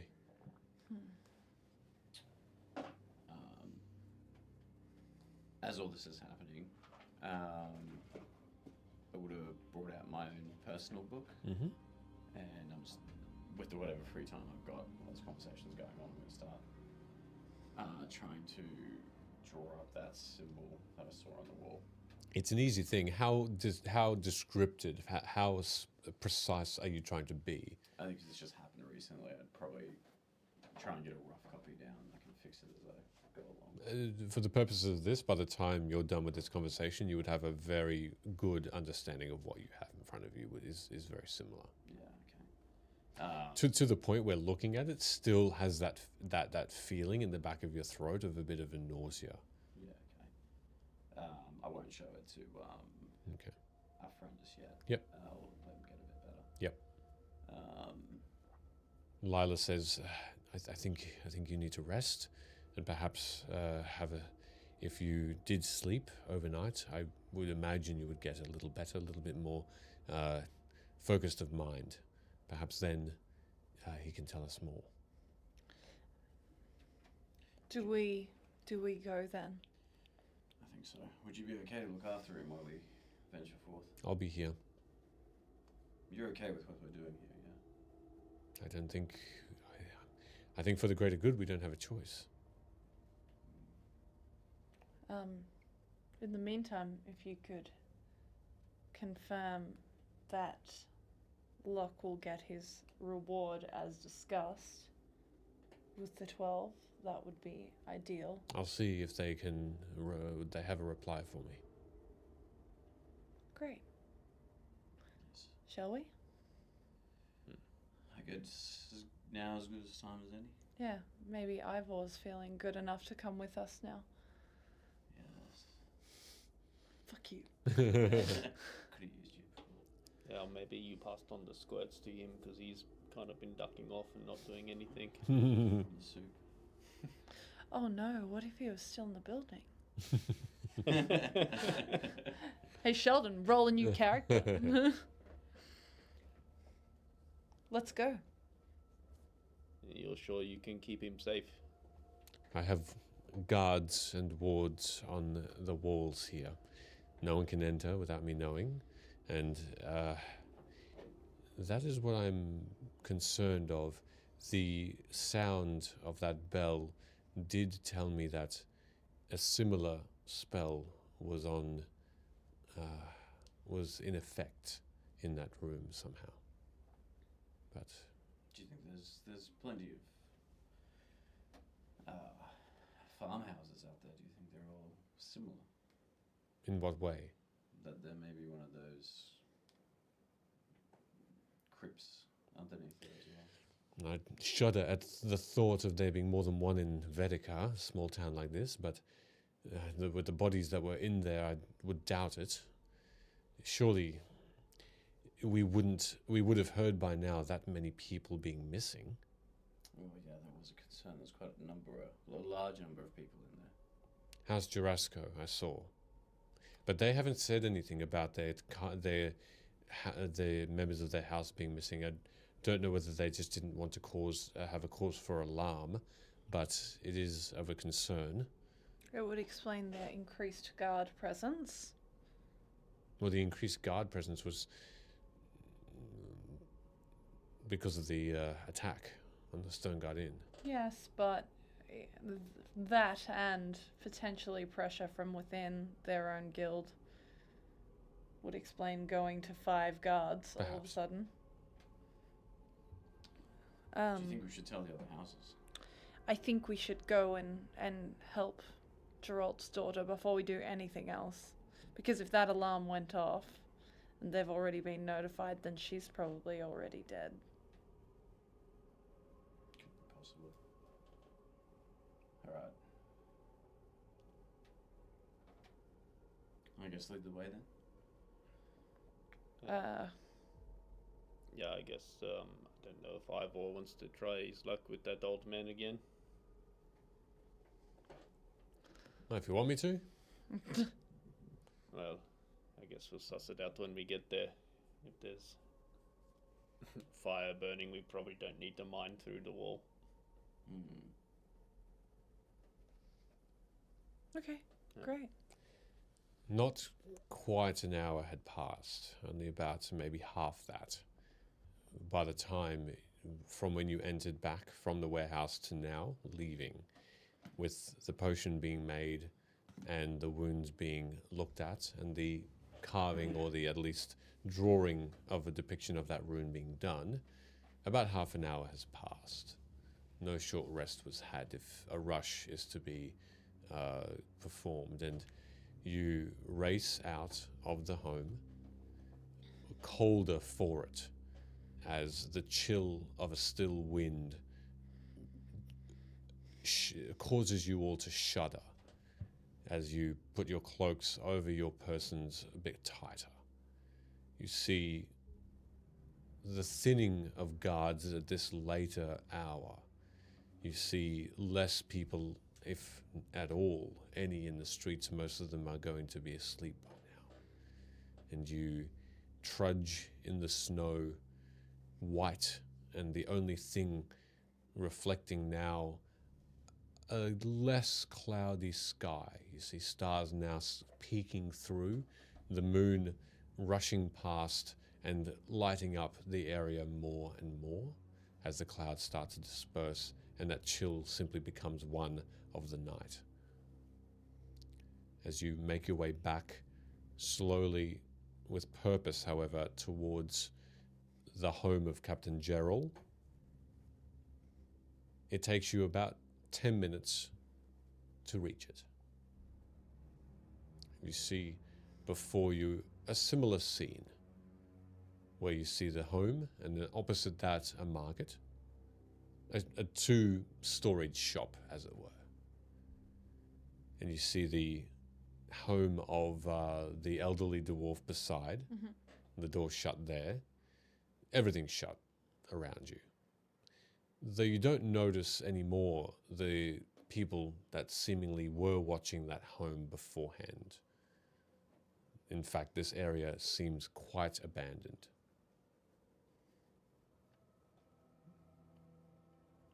And silence is all you hear. What are you doing? So this is the home of the captain, but the girl's there, yeah? Yeah. Should we go knock? Knock, knock. We're here to say no. Question. Windows. I know they were described previously, but just refresh my memory. Where were they? How many? In the home? Yeah. So at the top level, there were two. One of them had that face that peeked through. All of them are closed curtained now. On the ground floor, there are also two, one beside each, on either side of the door. All rectangular. I think we have two different options. We can go in, or we can try to flush them out.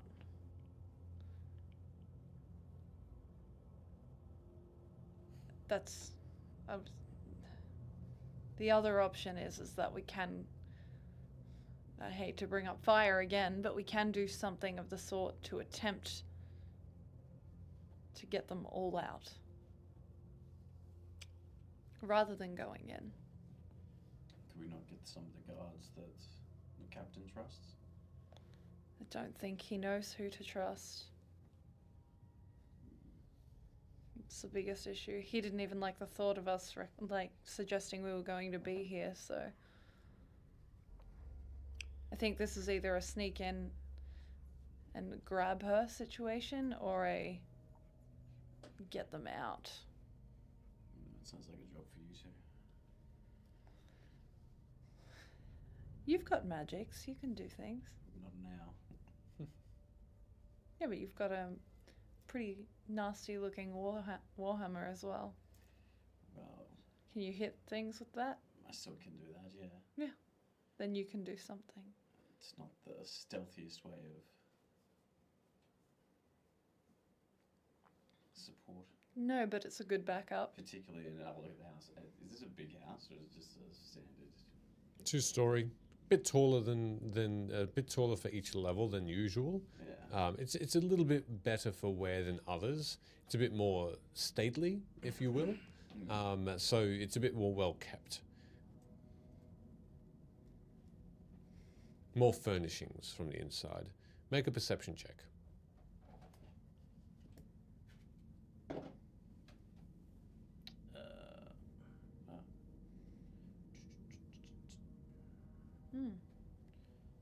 Perception is a 15. Yeah, that's enough. You see that the front door is slightly open. Oh, good. Guess we're knocking. Who needs to knock when there's an open door? After you both, I guess.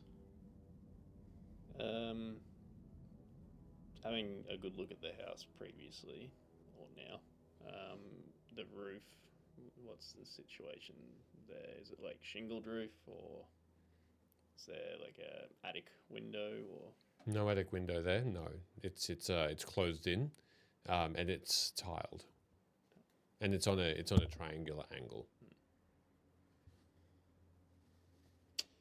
Can we still do that talk in your head thing? When did I trigger it? Less than 4 hours ago. Less than 4 hours ago? Yeah, so was it just at the start of when we went? I still think climb you through had the window? 3 hours left, 2.5 hours left. Yeah, I mean, like I could try to sneak around and still talk to you. Yeah.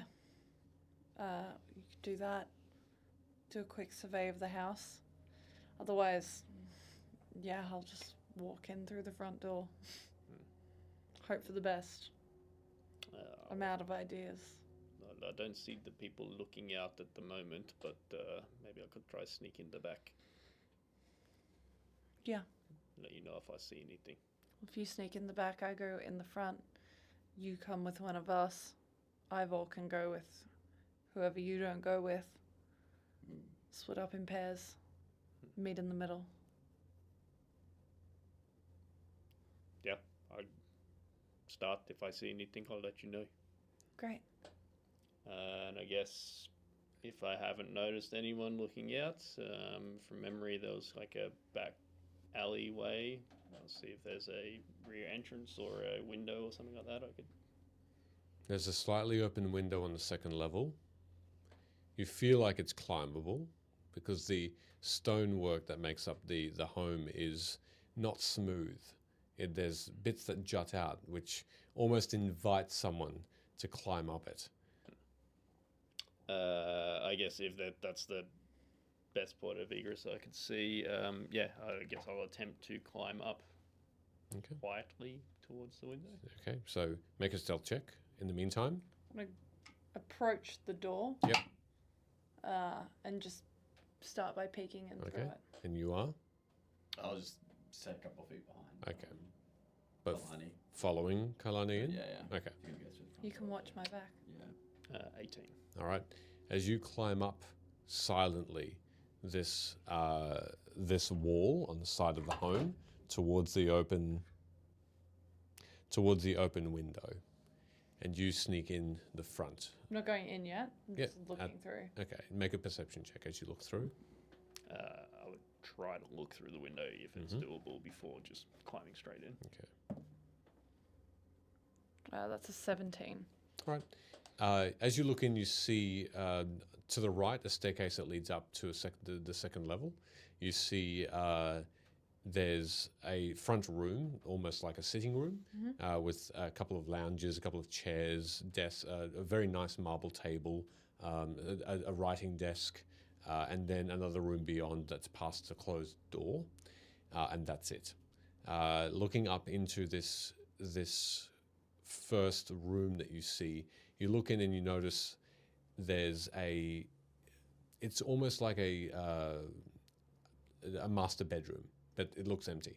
The door leading out is open into a hallway. This master bedroom looks like it has a double bed, a vanity, a writing a station, a cupboard. It's all unused. Looks like no one's used it in a while.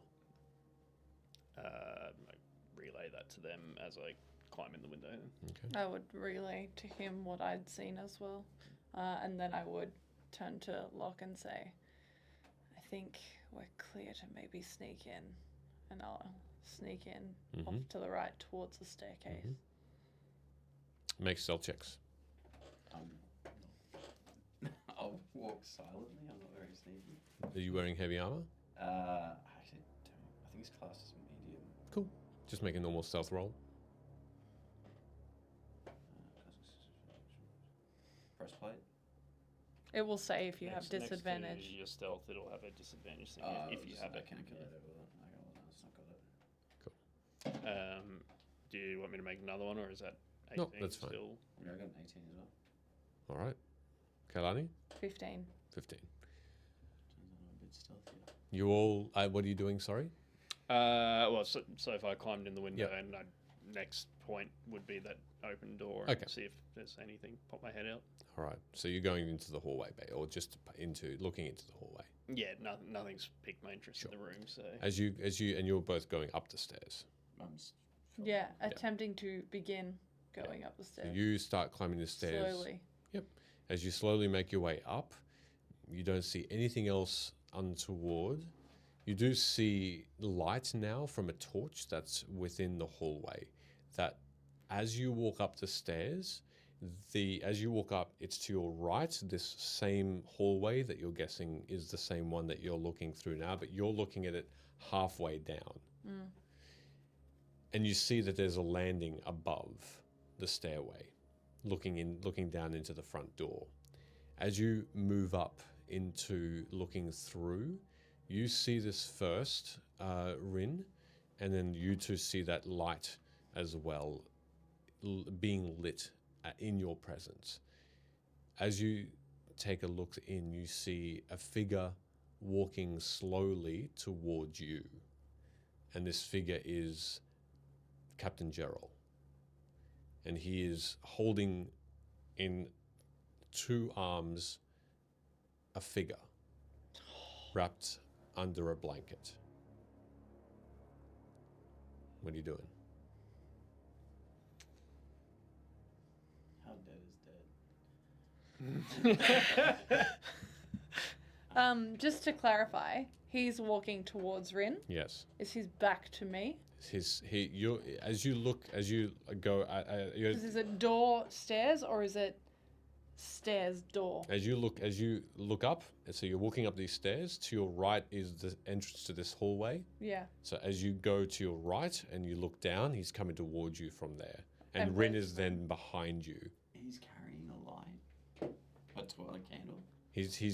The candle is lit in the hallway. It's sort of in like a sconce. Has he spotted us? You're not sure. How many lights are around us? Just the one. Look, I would attempt to hide. Make a stealth. I guess if the door was open, either in the wedge between the wall and the door, if that seems suitable. If that doesn't seem like a great hiding spot, then maybe the cupboard. Yep. But with the intent that I might be able to have like a peephole or something to, I guess, judge what he's doing. Like, Yep. Do I know he's a human? Yep. I just don't want to. I know that you like to be stealthy. I'm going to cast Thaumaturgy. Thaumaturgy, yeah. And any light source I can see goes out. Okay. In response to that, I Yep. would also hide. All right. Make stealth checks, both of you. And as the light goes out,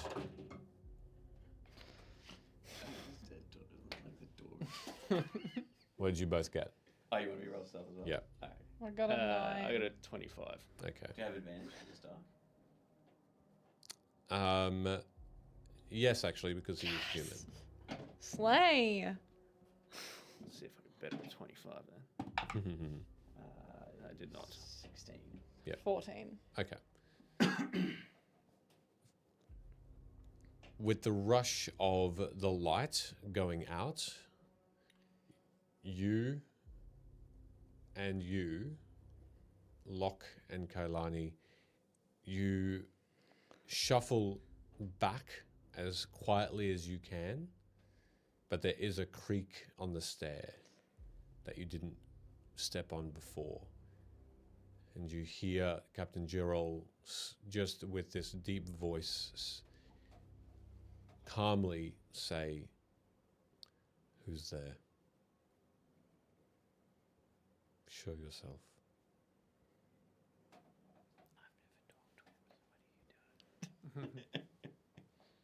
Staying silent. He looks around the corner. Just playing the game. Can I cast Thaumaturgy again? Yes. I'm gonna make another creaking sound. Mm-hmm. I was throwing on the ground before we got it. It lasts for. You tell me which one you prefer. I can do it up to a minute. A harmless tremor. Where I can just, like, Harmless tremor. yeah. Earthquake. Or I can just make it like sound down the back somewhere. And if I can do the tremor, I just want to make it sound like it's like it goes down the hallway. Okay. Behind him. Mm-hmm. Which I hope doesn't lead to you. No, No, he's no, behind us. Yeah. Right. Or Okay. just I make a, Creaking noise. I don't know if there's a window or something there. Just Okay. close.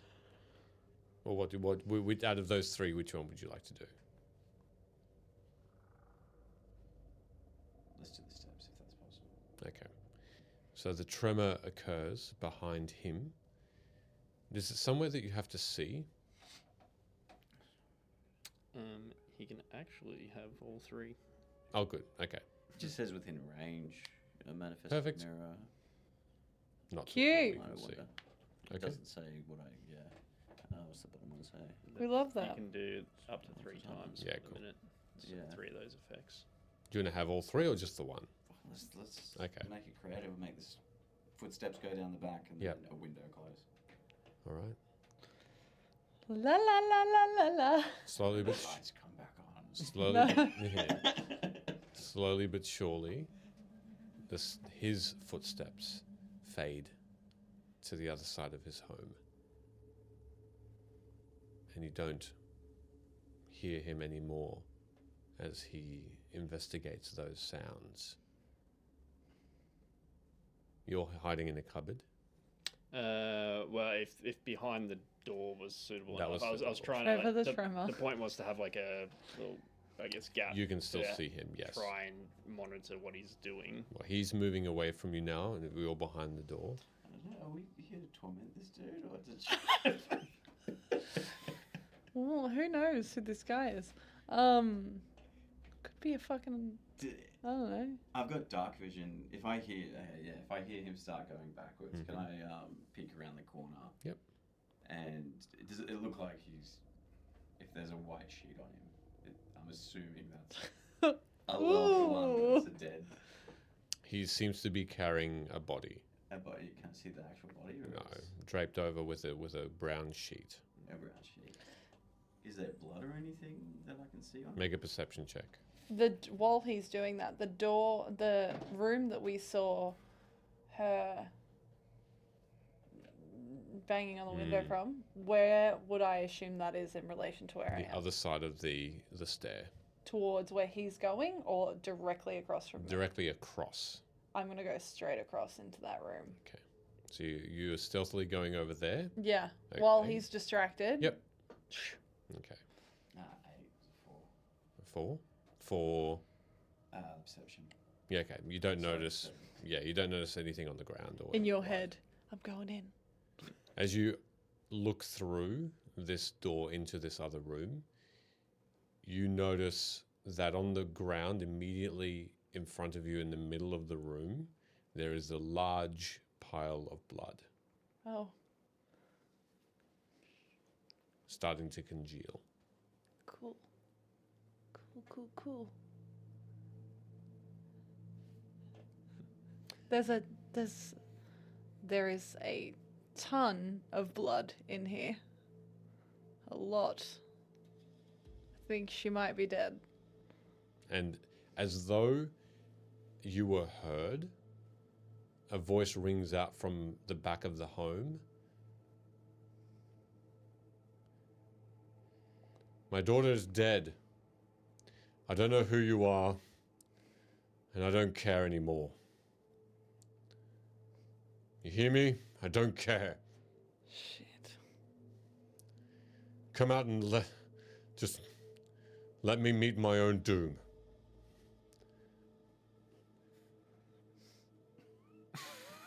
Take me to her. This is very depressing. I guess in both your heads. Yeah, I don't know if he's gonna be like happy with us. So do we just leave? I'll say to you in your head, I think we just face this. He's not going to try and kill us, surely. Oh, he might. Let's just talk him out. There's 4 of us and 1 of him. It'll be fine. Oh, yeah, I don't feel good. I can make some cool noises to really freak him out. Don't say that. Could you not there quietly? Jesus.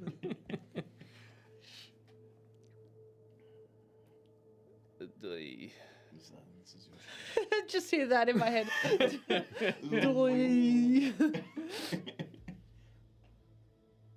happy speaking to him. Are you just speaking out loud to everyone? No, I can still speak in his head. All right, I think Locke's gonna do the talking. I might stay hidden in case we need to subdue him. I will go out with Locke then. So what are you doing, Locke? Just turn on the light. Oh, yeah, I'm gonna. Basically, I'll stand in the long corridor. You walk down and flick the lights back on with. I'll imagine also. Alright. And you're staying behind the door behind them. Yeah. As you all make yourselves visible and known, Fireball!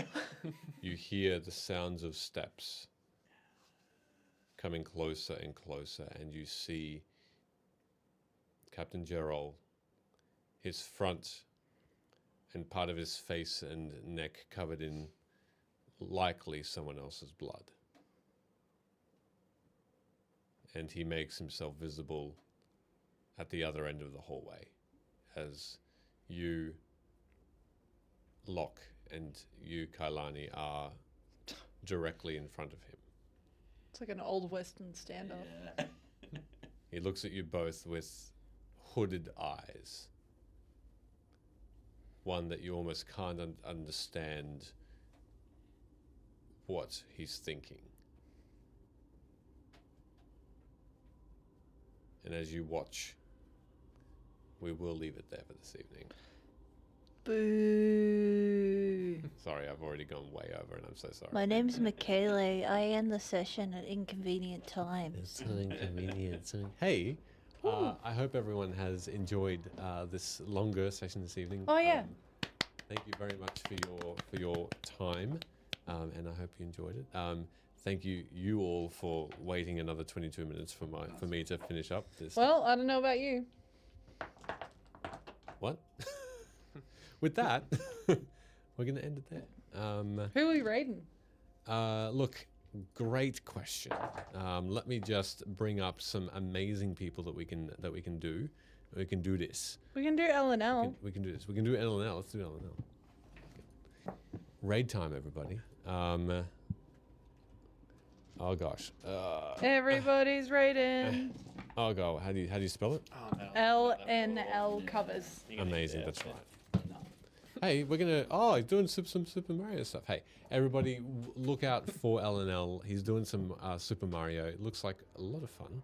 And check out his albums that you can His now buy as albums are well. actually They're really fucking awesome. cool. Yeah. Have a great night, everybody. See you all next week, hopefully, to see what becomes of our party after this encounter. Take care and have a great night. See you later.